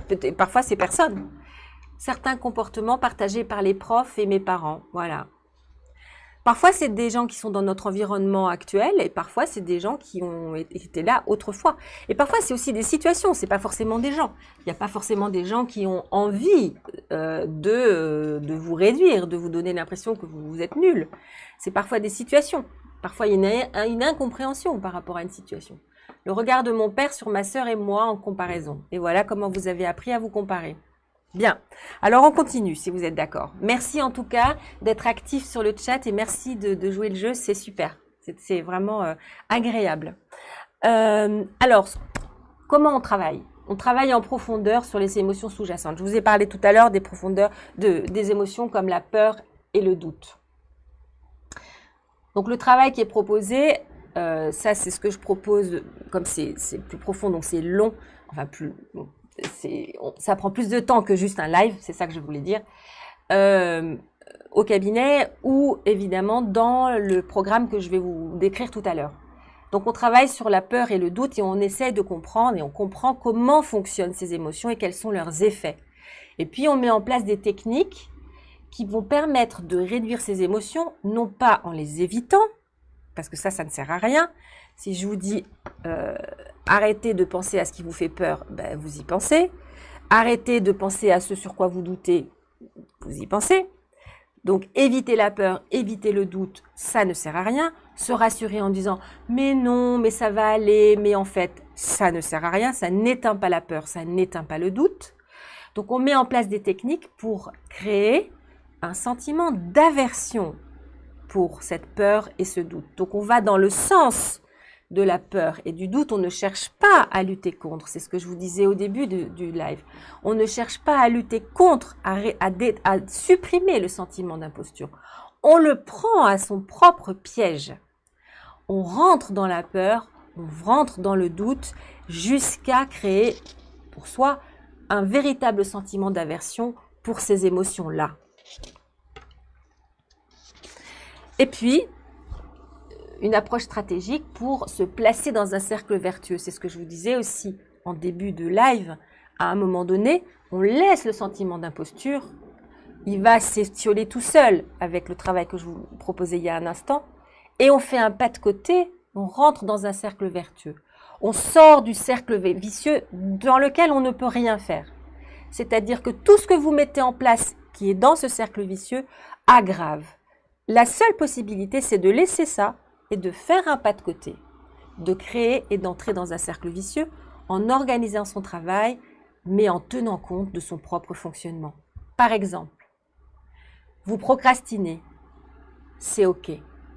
Plutôt que de passer des jours et des jours et des jours à se dire « je suis nul, je vais pas y arriver, c'est une catastrophe, pourquoi je m'y mets pas, c'est pas possible, j'ai toujours mieux à faire, pourquoi je regarde une série au lieu de me mettre au travail, etc. » Acceptez que votre fonctionnement est la procrastination, que vous avez peut-être besoin d'un temps de latence, un moment où mentalement les choses s'organisent, sans que vous ayez besoin d'écrire, de formaliser de A à Z sur une feuille verticale, mais que vous avez besoin peut-être d'un moment long où les choses se créent dans votre tête, où les liens se font plus ou moins consciemment. Et à un moment donné, quand vous êtes peut-être au pied du mur, le moment est venu pour que ça sorte et que ça sorte efficacement et rapidement. Si vous acceptez ce fonctionnement, qui n'est peut-être pas recommandé, par exemple, c'est pas ce qu'on vous apprend à l'école, hein, où on vous dit anticiper, préparer, travailler régulièrement, etc. C'est le contraire. Eh bien, peut-être que ce fonctionnement est le vôtre. Et c'est OK. En fait, l'idée, c'est d'arrêter de lutter contre soi-même. Parce que ça sert à rien. L'idée, c'est de s'apprivoiser tel qu'on est, d'observer son fonctionnement et d'en faire le meilleur. Si vous procrastinez, eh bien vous gérez. Si vous avez besoin de faire des choses parfaitement, très bien. Observez ce qui est parfait, ce qui ne l'est pas encore, et ce qui ne l'est pas encore, ben ça va le devenir. Une chose après l'autre, un pas après l'autre. En fait, derrière tout ça, il y a l'idée de se faciliter la vie. Quand on est dans un sentiment d'imposture, on se rend la vie tellement difficile, on se pourrit tellement la vie, que l'idée là, c'est de passer à un autre paradigme, un pas de côté. Enfin, on se facilite la vie. J'ai un cerveau en arborescence, comment se fixer un but par jour sans être dans l'anticipation? Quand on a un cerveau en arborescence, eh bien, on utilise des cartes mentales. Je ne sais pas si vous savez ce que c'est des cartes mentales. Mind Map, c'est un outil extraordinaire. Vous regarderez sur Internet, carte mentale, Tony Buzan. C'est lui qui a qui a vraiment parlé et fait la promotion des cartes mentales. C'est un outil. En particulier quand on procrastine ou quand on a un cerveau qui va dans tous les sens, quand on est habité, quand on a un cerveau qui fonctionne sans arrêt et qu'on a du mal à canaliser son attention et qu'on a du mal à faire une chose à la fois. La carte mentale, c'est un outil surpuissant pour gérer sa pensée foisonnante, pour gérer sa pensée en arborescence et puis pour voir ce qu'il y a à faire et faire une chose après l'autre parce qu'on voit les choses. Et l'anticipation, je vais vous en parler tout à l'heure. Donc, ce que je vous disais, c'était facilitez-vous la vie. Et pour vous faciliter la vie, travaillez l'organisation de votre travail. Alors, quelques petits conseils. Tout le monde fait des to-do list. Évidemment, la façon dont on fait des to-do list, ça peut être écrasant. Parfois, les to-do list, elles sont décourageantes. On fait sa to-do list et quand on la voit, hop, on va faire autre chose. Donc, il faut créer des to-do list, mais je vais faire un petit focus juste après sur comment faire une to-do list efficace. Utilisez le feedback, c'est-à-dire quand vous faites quelque chose, demandez un feedback. Demandez, si vous êtes thérapeute, si vous êtes sophrologue, demandez comment c'était pour vous. Est-ce que ça vous a plu? Qu'est-ce qu'il faudrait améliorer? Qu'est-ce que vous pourriez en dire? C'est normal d'avoir un feedback. Le plus souvent possible, essayez d'obtenir un retour sur ce que vous faites. Quand vous recevez des remerciements, gardez-les, ne les jetez pas. Un mail, un petit mot, un SMS, gardez-les, collectez-les.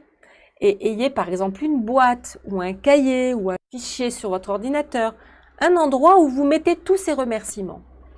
Et les jours où vous avez un moral dans les chaussettes, où vous vous sentez pas très bien avec vous-même, allez voir vos remerciements. Relisez, même des choses d'il y a longtemps. Ça va vous faire du bien. Demandez des avis, je vous l'ai dit à un moment donné au début du live. Demandez des avis, évidemment, demandez des avis quand vous pensez que ça s'est bien passé. Quel que soit votre métier, vous demandez un avis et vous savez que ces avis, quand ils sont publiés sur Google, c'est fondamental. Tout le monde regarde les avis maintenant. Et puis, bien sûr, arrêtez de se comparer aux autres. Vous l'avez dit vous-même, on se compare aux autres. Le problème, c'est que les autres sont singuliers. Chacun est différent. Chacun est singulier. On n'a pas la même histoire. On n'a pas le même patrimoine génétique. On n'a pas le même contexte socio-économique de naissance. On est tous singuliers. Il n'y a pas une deuxième personne comme vous. Donc, se comparer avec quelqu'un qui, de toute façon, par nature, est très différent de vous, ça n'a aucun sens. Ça n'a aucun sens. Créer un tableau de réussite. Ça, je vais vous en parler tout à l'heure. Créer son carnet des imperfections. Son carnet des imperfections, c'est avoir un petit carnet dans lequel on note au fil de la journée, au fil des jours, si vous voulez, à chaque fois que vous avez l'impression que ça va pas, c'est pas assez bien, et puis j'ai pas fait ci, écrivez-le. Écrivez-le dans le carnet de façon à ce que ça ne soit plus dans votre tête, mais dans le carnet. Déjà, vous réduisez la charge mentale que vous avez dans votre tête. C'est dans le carnet. En plus, l'avantage du carnet, c'est pas des feuilles volantes. Le carnet, c'est que vous allez tout garder. C'est-à-dire que ça reste au même endroit. Et puis, quand vous avez un moment, vous relisez, vous compulsez toutes vos imperfections, tout ce que vous avez découvert d'imparfait. Et puis, pour chaque imperfection, eh bien, de l'autre, vous pouvez par exemple une imperfection d'un côté et de l'autre côté, une proposition de solution. Pour chaque imperfection, c'est comme si vous regardiez ce qui manque, ce qui n'a pas été fait, avec une sorte de distance. C'est dans votre carnet. Et vous cherchez ce que vous pourriez peut-être faire pour résoudre cette imperfection, pour la réduire. Peut-être que parfois, vous allez découvrir qu'en fait, à la réflexion, en ayant laissé passer un petit peu de temps, c'est pas si grave et que ça ne mérite même pas qu'on s'y attache. Évidemment, faire partie d'une communauté, c'est très important et la communauté Rise Camp, elle est extrêmement porteuse pour vous aider à ne pas sombrer dans le sentiment d'imposture quand vous êtes entrepreneur individuel. C'est très important. Les entrepreneurs individuels sont seuls, souvent en tout cas, et c'est très difficile parfois de se booster, de se pousser aux fesses. Et quand on fait partie d'une communauté, on peut échanger et les témoignages des uns et des autres et les liens qui peuvent se créer, eh bien, ça donne du courage et ça donne de l'énergie. Et puis bien sûr, apprenez, continuez d'apprendre. Plus vous continuez d'apprendre, plus vous avez l'impression que petit à petit, vous gagnez des nouveaux outils, vous vous enrichissez. Et le sentiment d'imposture réduit petit à petit, doucement. Alors, un petit focus sur les to-do list. Alors, une to-do list sur une feuille volante qui mesure 3 pages, il n'y a pas mieux pour procrastiner et il n'y a pas mieux pour se sentir imposteur. Donc ça, poubelle. Moi, je vous propose une to-do list dans l'agenda, qui peut être un agenda papier ou un agenda digital. En fait, l'idée, c'est de réserver dans votre agenda chaque semaine un espace dans lequel vous allez écrire ce que vous avez à faire. L'idée de l'agenda, c'est que, évidemment, c'est temporel, c'est-à-dire qu'il y a une semaine et puis une autre semaine, par exemple. L'idée, c'est donc d'attribuer à chaque tâche une date de réalisation, de sorte que vous arbitrez sur l'urgence d'une tâche. Est-ce qu'elle doit être faite aujourd'hui ou est-ce qu'elle peut être faite à la fin de la semaine ou est-ce qu'on a jusqu'à la fin du mois? C'est pas la même chose. Vous pouvez donc dans votre agenda indiquer le moment où vous estimez avoir le temps de le faire et la date limite à laquelle il faut que vous l'ayez fait. C'est déjà une façon de répartir dans la durée la to-do list à rallonge. Quand vous avez fait quelque chose, alors que ce soit digital ou que ce soit papier, quand vous avez accompli une tâche, ne rayez pas, ne jetez pas vos to-do list, ne rayez pas ce que vous avez fait. C'est comme si vous annuliez ce que vous avez fait. Surlignez, de sorte que quand vous observez, si vous avez un agenda papier, que vous compulsez les pages, ou un agenda digital et que vous faites défiler les pages de votre agenda digital, vous observez plein de couleurs. C'est coloré, c'est joyeux, c'est beaucoup mieux que des choses rayées. De sorte que vous puissiez observer ce qui a été accompli. De la même façon, utilisez cette expérience des to-do list, utilisez ce dont vous savez que ça va être récurrent. Et vous pouvez déjà anticiper en reportant dans votre agenda, dans le futur, toutes les tâches dont vous savez qu'elles sont récurrentes. Voilà. Est-ce que vous avez des questions là-dessus?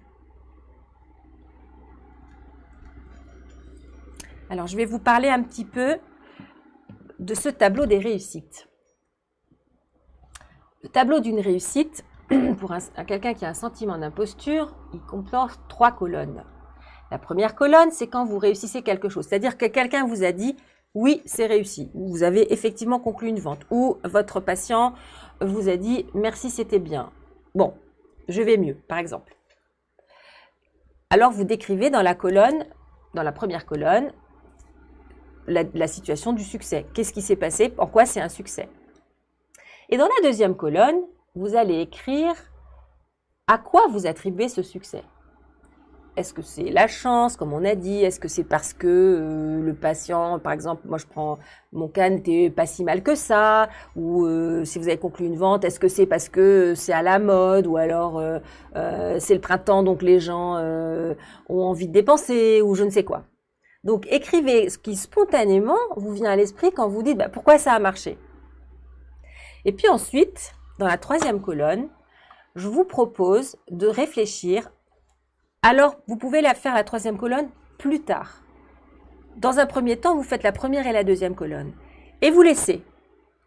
Et puis, quelques jours après, ou même peut-être une semaine après, vous reprenez ce tableau et vous essayez de réfléchir sur, en réalité, la cause réelle du succès, c'est quoi? Et vous allez observer que la plupart du temps, ça n'est pas la chance ou ce n'est pas je ne sais quoi, c'est tout simplement vous qui avez été la cause réelle du succès. Ce que je vous propose, c'est d'objectiver les facteurs de la réussite plutôt que de considérer que tout ce qui réussit dans votre vie n'a rien à voir avec vous. Voilà. On arrive presque à la fin de cette présentation. Je vais vous donner quelques indications sur cet accompagnement dont je vous parle depuis le début. J'espère que ce que je vous ai raconté jusqu'à présent vous a intéressé. J'ai l'impression que oui, parce que merci, votre intention est très claire et pleine de promesses. Donc, j'espère en tout cas que ça vous aura intéressé. Je vous raconte un petit peu ce que c'est que cet accompagnement. On l'appelle accompagnement parce que c'est une sorte de mélange entre de la formation, de la thérapie, du coaching. Alors, ça s'adresse à qui? Ça s'adresse aux entrepreneurs indépendants, aux gens qui sont en freelance, aux gens qui sont porteurs de projets et à tous ceux qui ont envie et besoin de développer leur clientèle. Alors, si vous ne vous sentez pas complètement légitime pour communiquer sur votre activité, si vous avez du mal à demander à vos clients de vous payer un prix normal, un juste prix, si votre manque d'assurance a des impacts financiers sur votre activité, alors cette formation, elle est faite pour vous. Voilà des exemples de freins. Par exemple, vous ne réussissez pas à démarcher un partenaire. Ou bien vous n'avez pas réussi à demander une recommandation à un client. Ou bien vous n'êtes pas à l'aise sur les réseaux sociaux pour parler de vous et vous faire connaître. Alors, je suis salariée en épuisement professionnel depuis le 1er mars. Est-ce que cela m'est accessible? Bien sûr, bien sûr, bien sûr. Alors là, dans le cadre de Rise Camp, on s'adresse aux entrepreneurs indépendants, mais bien sûr, vous pouvez tout à fait participer à cet accompagnement et évidemment, vous êtes tout à fait concerné. Parce que le sentiment d'imposture, il n'est pas uniquement valable pour les gens qui sont indépendants, il est valable pour énormément de gens et bien évidemment pour les salariés. Alors, qu'est-ce que vous aurez comme bénéfice dans cet accompagnement? Eh bien, vous serez résilient par rapport aux doutes dont on parlait tout à l'heure et par rapport à la peur. Certainement que vos relations interpersonnelles, vos relations avec vos clients par exemple, ou vos patients, ou en tout cas les gens auxquels vous vous adressez vont s'améliorer, vont être plus fluides, plus simples. Et donc, automatiquement, votre clientèle va se développer. Au bout du bout, eh bien, vous allez vous épanouir professionnellement. Alors, je vous raconte un petit peu de quoi est constitué cet accompagnement.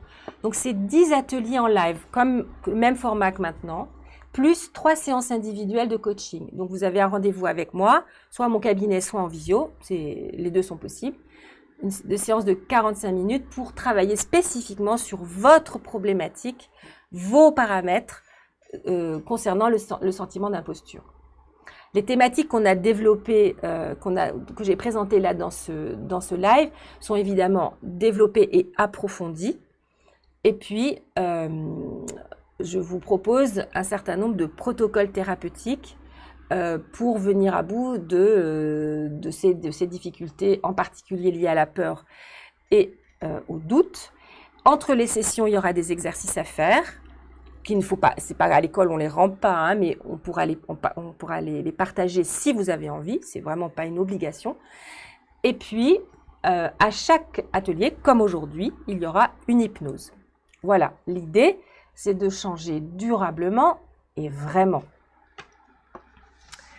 Qu'est-ce que j'ai encore d'autre à vous dire par rapport à ça? Je me suis trompée, voilà. Donc, dans cette formation, il y aura des focus. Donc, vous voyez, je vous ai brossé un tableau général et donc dans l'accompagnement, on va plus développer un certain nombre de sujets pour ne pas forcément répéter ce qui a déjà été dit. Donc, on va faire un focus sur le rapport à l'échec, qui est vraiment quelque chose de très important, et sur la procrastination. Et puis, travailler sur le doute envahissant et la peur inhibante avec ces protocoles, et travailler sur le manque de confiance en soi et comment y remédier. L'idée, c'est de se libérer de ces contraintes pour pouvoir enfin avancer librement dans la réalisation d'un projet et d'être plus heureux. Alors, en quoi cet accompagnement se différencie? de ce qui existe déjà. C'est ce que je vous disais tout à l'heure. Il y a 3 aspects. C'est à la fois de la formation, ce que je viens de faire, mais aussi du coaching, ce que j'ai commencé à vous faire en vous demandant des petits exercices, des retours sur vous-même, et puis des aspects thérapeutiques avec des protocoles clairement thérapeutiques. Puisqu'il y a ces moments de coaching individuel et puis ces moments d'hypnose collective. L'avantage, c'est qu'il y a cette émulation collective, puisque comme on se voit 10 fois, forcément, il y a des interactions qui se créent. Et puis, il y a ce moment de travail individuel entre chaque live. Et que si vous avez des questions ou des difficultés par rapport à ce travail individuel, évidemment, vous pouvez le partager avec moi et on peut en parler. Alors, comment ça se passe pratiquement? Le tarif, c'est 650 €. La préinscription à tarif préférentiel, c'est 490 €. Donc, si à l'issue de ce live, vous préinscrivez, ça ne vous coûtera que 490 € et c'est possible de payer en 6 fois. Alors, je vais vous faire l'hypnose, mais avant, je vous dis que pour recevoir le support, eh bien, il faut cliquer sur un lien qui est épinglé dans le chat. Là, il y a un court formulaire et vous recevrez par mail le PowerPoint qu'on a fait aujourd'hui. Et puis, vous pouvez vous préinscrire en vous rendant sur le site de RiseCamp, risecamp.fr. Et comme ça, vous bénéficiez du tarif préférentiel. Mais évidemment, ce n'est pas parce que vous préinscrivez que vous êtes obligé, c'est non engageant. Mais l'avantage, c'est que vous aurez un bon tarif. Bien. Alors, maintenant que je vous ai donné toutes ces informations précises, je vous propose de faire une séance d'hypnose. Est-ce que vous êtes d'accord? Dites-moi dans le chat, est-ce que vous en avez envie?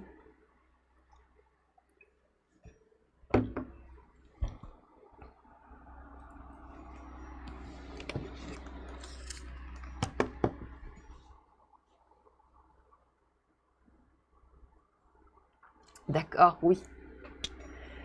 Ok. Alors, est-ce que vous êtes bien installé confortablement, les jambes relevées, personne ne vous dérange et vous ne tenez pas votre téléphone ou votre ordinateur? Vous avez sous la tête un petit coussin, éventuellement un petit plaid. Il faut vraiment que vous vous mettiez dans un petit cocon. Je vais mettre de la musique et je vais vous raconter un certain nombre de choses. Pendant l'hypnose, vous ne dormirez pas. Bon, comme je suis pas là pour vous empêcher de dormir, si vous vous endormez, bon, vous vous endormirez. Mais normalement, l'idée de l'hypnose n'est pas de s'endormir. Elle est d'avoir le corps très endormi, très relaxé, mais l'esprit, lui, en éveil. Il y a une dissociation entre corps et esprit. Je vais vous raconter un certain nombre de choses.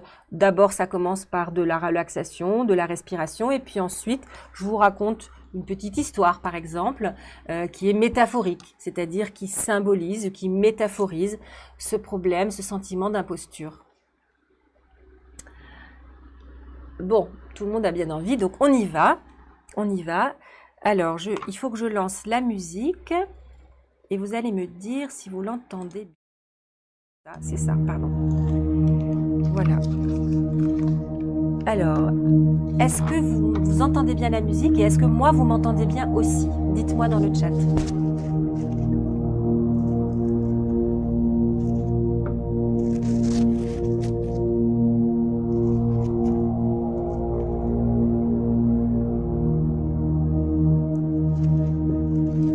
Ça marche pour tout le monde? Ouais, bien. Alors, c'est trop fort. Alors, comment est-ce que je fais pour...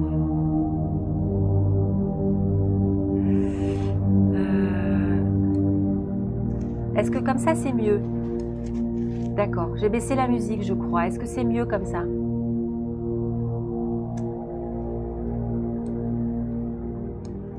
Bon, j'ai baissé. Vous me dites, si jamais ça ne va pas, je baisse encore. Alors, ce que je vous propose, c'est de fermer vos yeux. Ok, super. Fermez vos yeux et portez votre attention à vos paupières. Comme si vos paupières devenaient très très lourdes. Tellement lourdes que peut-être vous n'avez plus vraiment envie de les ouvrir.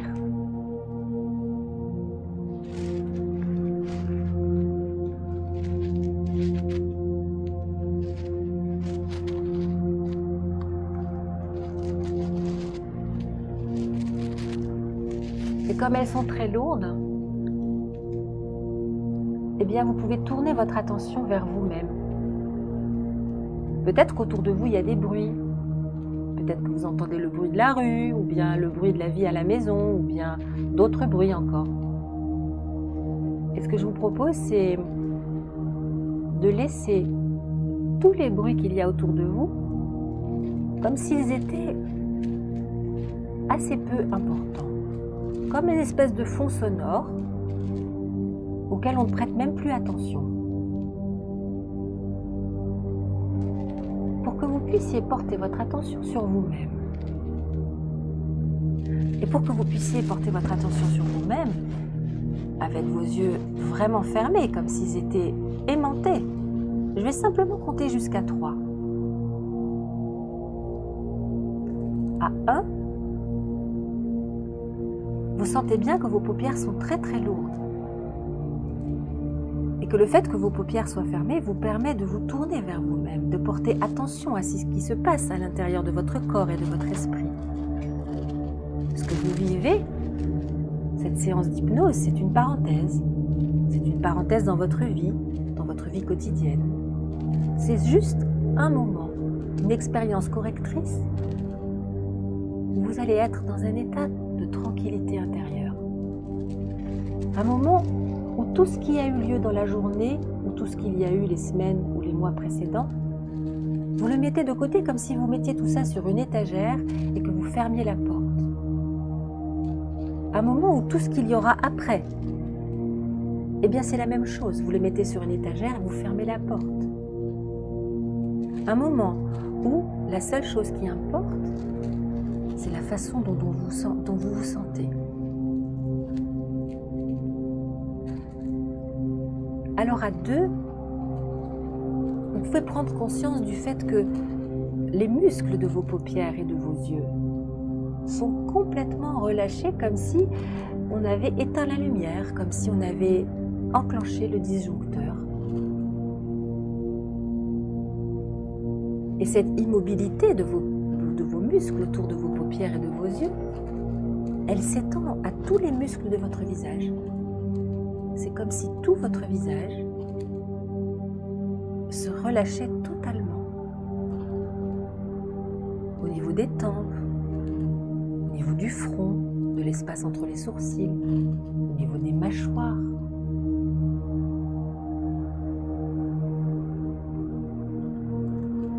C'est un peu comme si toutes les traces qu'on pourrait avoir sur le visage de toutes les tensions ou les émotions qu'on a pu vivre, de toutes les contrariétés ou les frustrations, comme si toutes ces traces sur notre visage s'effaçaient, comme si vous receviez une caresse qui efface et qui lisse votre visage.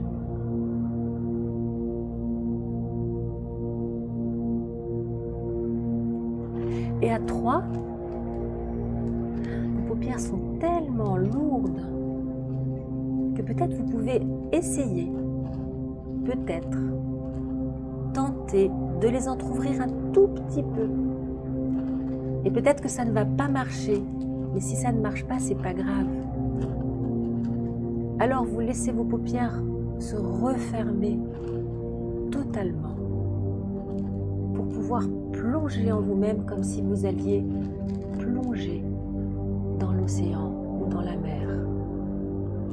Dans un endroit où tout est bleu, où tout est pur et tout est calme. De la même façon, vous plongez en vous-même, à la recherche de ce quelque chose en vous qui est unique, votre moi profond. Et pendant que vous plongez en vous-même, vous sentez bien que votre corps se détend profondément. Vous sentez bien que vos jambes deviennent de plus en plus lourdes, là où vous êtes installé, et que vos bras aussi deviennent de plus en plus lourds. Vous sentez bien que votre dos est tellement bien calé que vous n'avez plus besoin d'actionner vos muscles. Vous sentez que votre respiration devient de plus en plus lente, de plus en plus profonde, que vous prenez votre temps pour respirer. vous êtes conscient du mouvement de votre ventre quand vous inspirez et quand vous expirez. Comme si vous étiez bercé par votre propre respiration.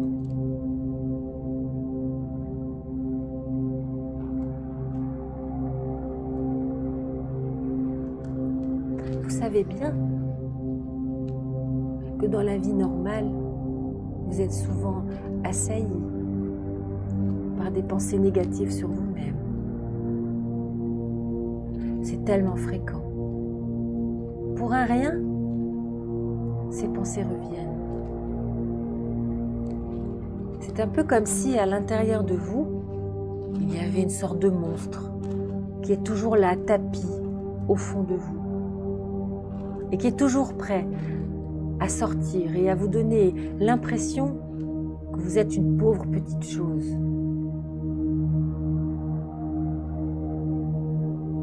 Et pourtant, il y a une autre partie de vous. Il y a une autre partie de vous qui sait bien, au fond, que vous savez faire des choses, que vous avez des compétences, que parfois vous avez même du plaisir à faire certaines choses. Mais à chaque fois, ce monstre réapparaît. Comme si ce monstre avait pour tâche de vous empêcher de produire quoi que ce soit, de faire quoi que ce soit, de réaliser quoi que ce soit. Alors je vous propose d'imaginer comment est votre propre monstre. À quoi il ressemble pour vous, ce monstre intérieur?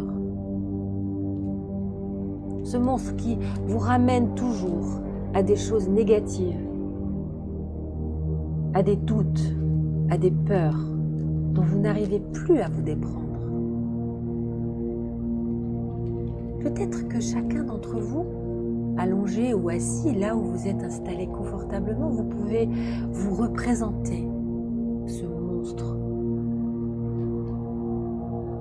Ce quelque chose en vous qui ne vous laisse pas en paix, qui ne vous laisse pas vous épanouir tranquillement.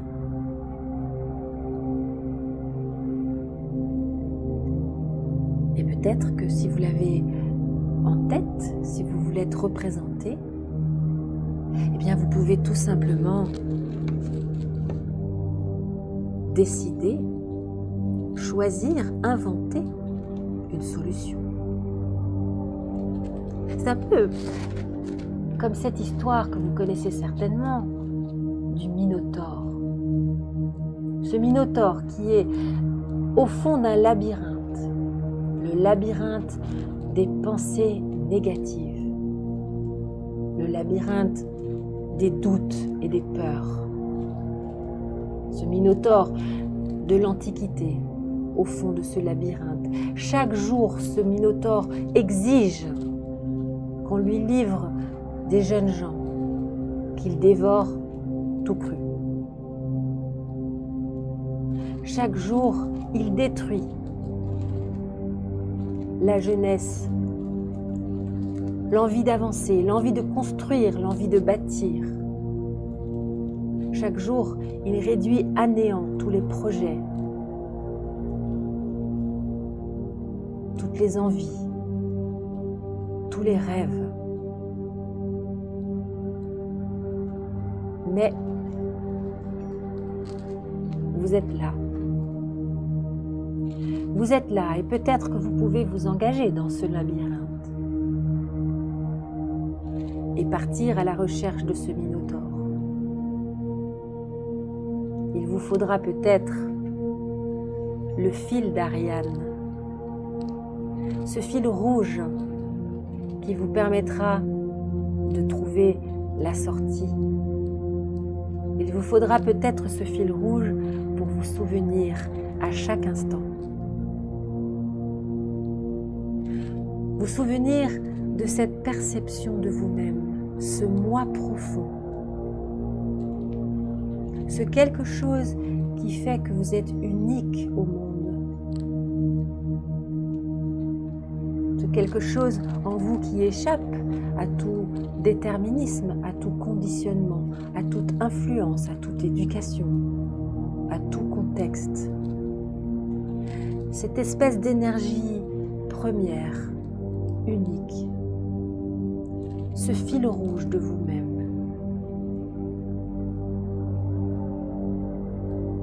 Alors, imaginez que vous entrez, que vous vous enfoncez dans les profondeurs de ce labyrinthe.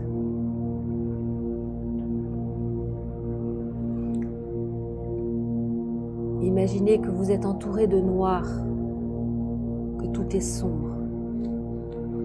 Je vous propose chacun pour vous-même d'imaginer tout ce que vous pourriez faire pour éclairer les couloirs, pour éclairer le labyrinthe. Et vous avancez, couloir après couloir, embranchement après embranchement. Vous tenez votre fil rouge. Vous savez bien qui vous êtes, vous savez bien ce qu'il y a d'unique en vous. Vous savez que vous retrouverez la sortie. Et vous progressez. Et peut-être pouvez-vous trouver une solution. Pour écrire sur les murs, laisser une trace, laisser une marque. Pour indiquer votre présence, votre existence, votre envie.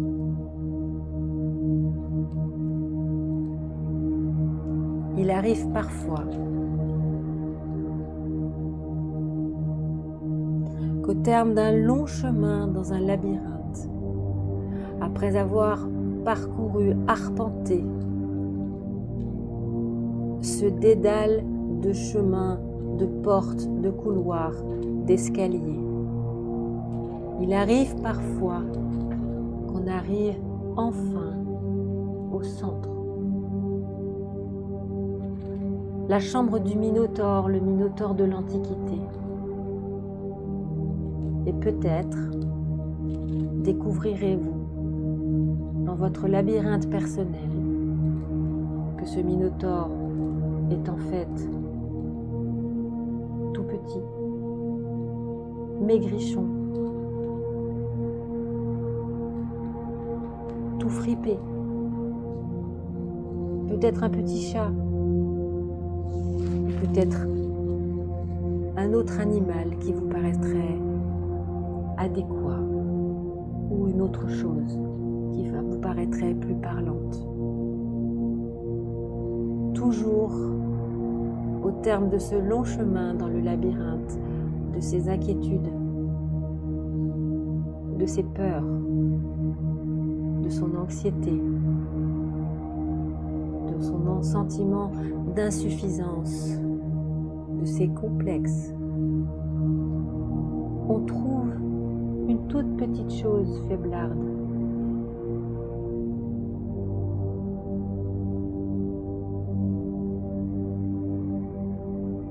Muni de votre fil rouge. Peut-être pouvez-vous emporter avec vous ce soi-disant monstre qui s'avère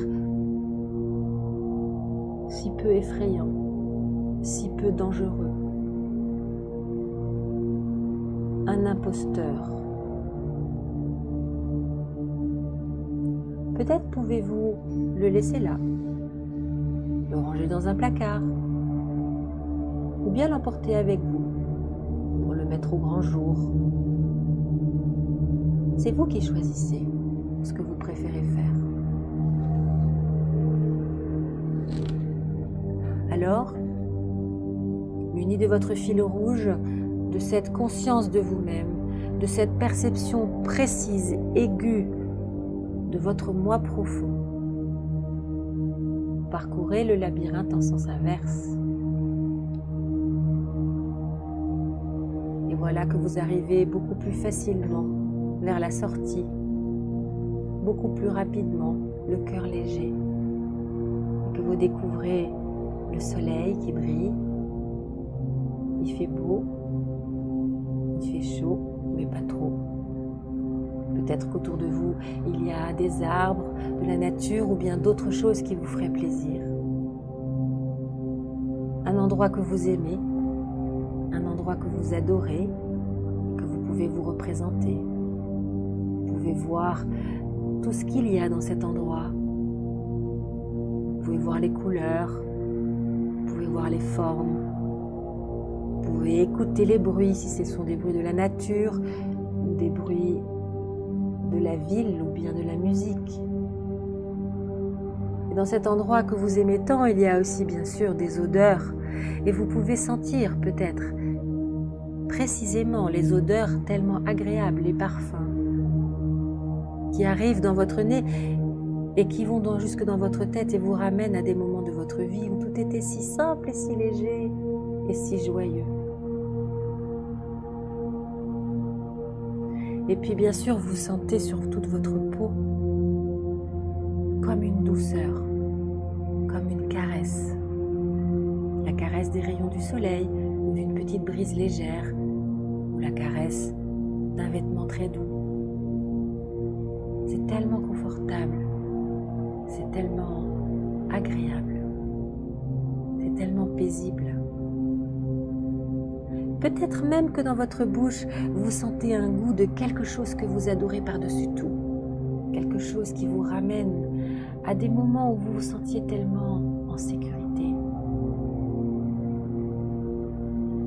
Ce lieu que vous êtes en train d'imaginer, eh bien, il devient un safe place, un lieu de protection, dans lequel vous pourrez vous rendre chaque fois que vous aurez besoin de vous reposer, de vous retrouver, de retrouver votre fil rouge, celui qui vous a permis de sortir du labyrinthe noir des pensées sombres.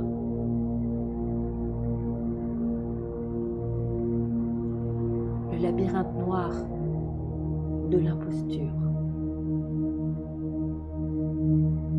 Ce safe place, chaque jour de votre vie, vous pourrez y penser quelques minutes pour laisser actifs toutes ces sensations agréables dans votre inconscient.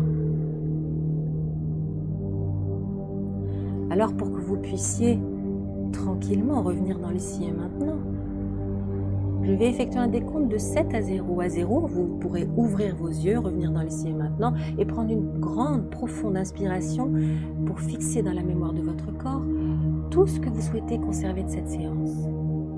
Ce qui ne vous apparaît pas, ce qui ne fait pas écho en vous, vous le laissez tout simplement pour bois mort. Alors pendant que vous voyagez peut-être encore au pays des limbes et des rêves, laissez votre inconscient initier ce qu'il y a à initier. Transformer ce qu'il y a à transformer.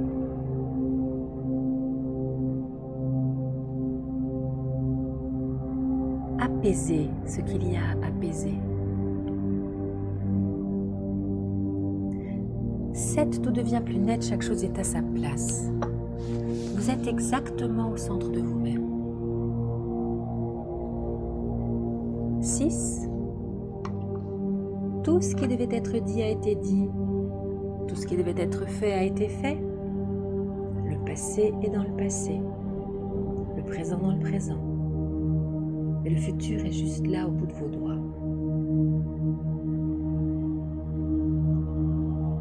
5. Écoutez votre intuition, écoutez votre inconscient qui sait ce qui est bon et utile pour vous.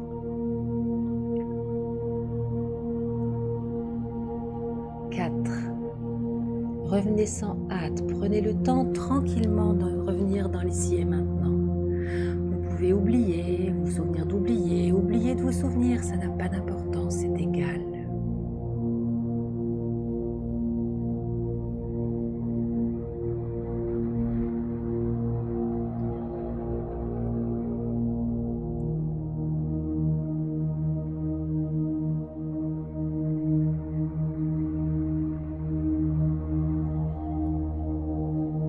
3, vous êtes déjà un peu plus là, de mieux en mieux.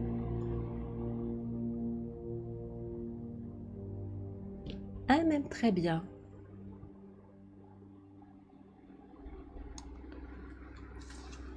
0. Quand vous le sentirez, vous pouvez ouvrir vos yeux, revenir dans l'ici et maintenant. Et c'est parti.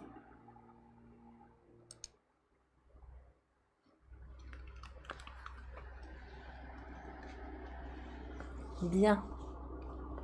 Alors, comment vous sentez-vous?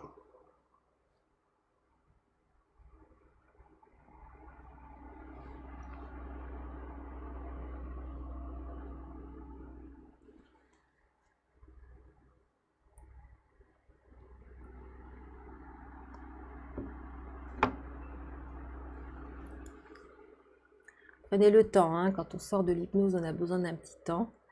Simplement, peut-être pouvez-vous me dire dans le chat si c'est OK ou pas, si vous vous sentez bien ou pas. Bien, OK, super. Bien, super, parfait. Bon. Très bien. Bah, écoutez, en tout cas, je vous remercie beaucoup de votre attention et d'être resté jusqu'à la fin. Finalement, on a travaillé 2 heures. Il est 21h58. Bien, et sentiment de chaud. Super. Mal au bras pendant la séance. D'accord. Merci pour cette hypnose. Sentiment de retranchement. L'impossible n'est plus. Merci à vous. Très bien. Je suis contente que ça vous ait plu. C'est super. Donc n'oubliez pas d'aller cliquer sur le lien en haut du chat qui est épinglé en haut du chat pour pouvoir avoir le support et puis pour vous préinscrire si vous en avez envie, bien sûr. J'espère que ça vous a plu. En tout cas, moi j'ai eu beaucoup de plaisir à le faire et puis je vous remercie de votre interactivité, d'avoir interagi dans le chat. C'était vraiment super. Voilà, bah, écoutez, je vous dis peut-être à bientôt et puis bonne soirée.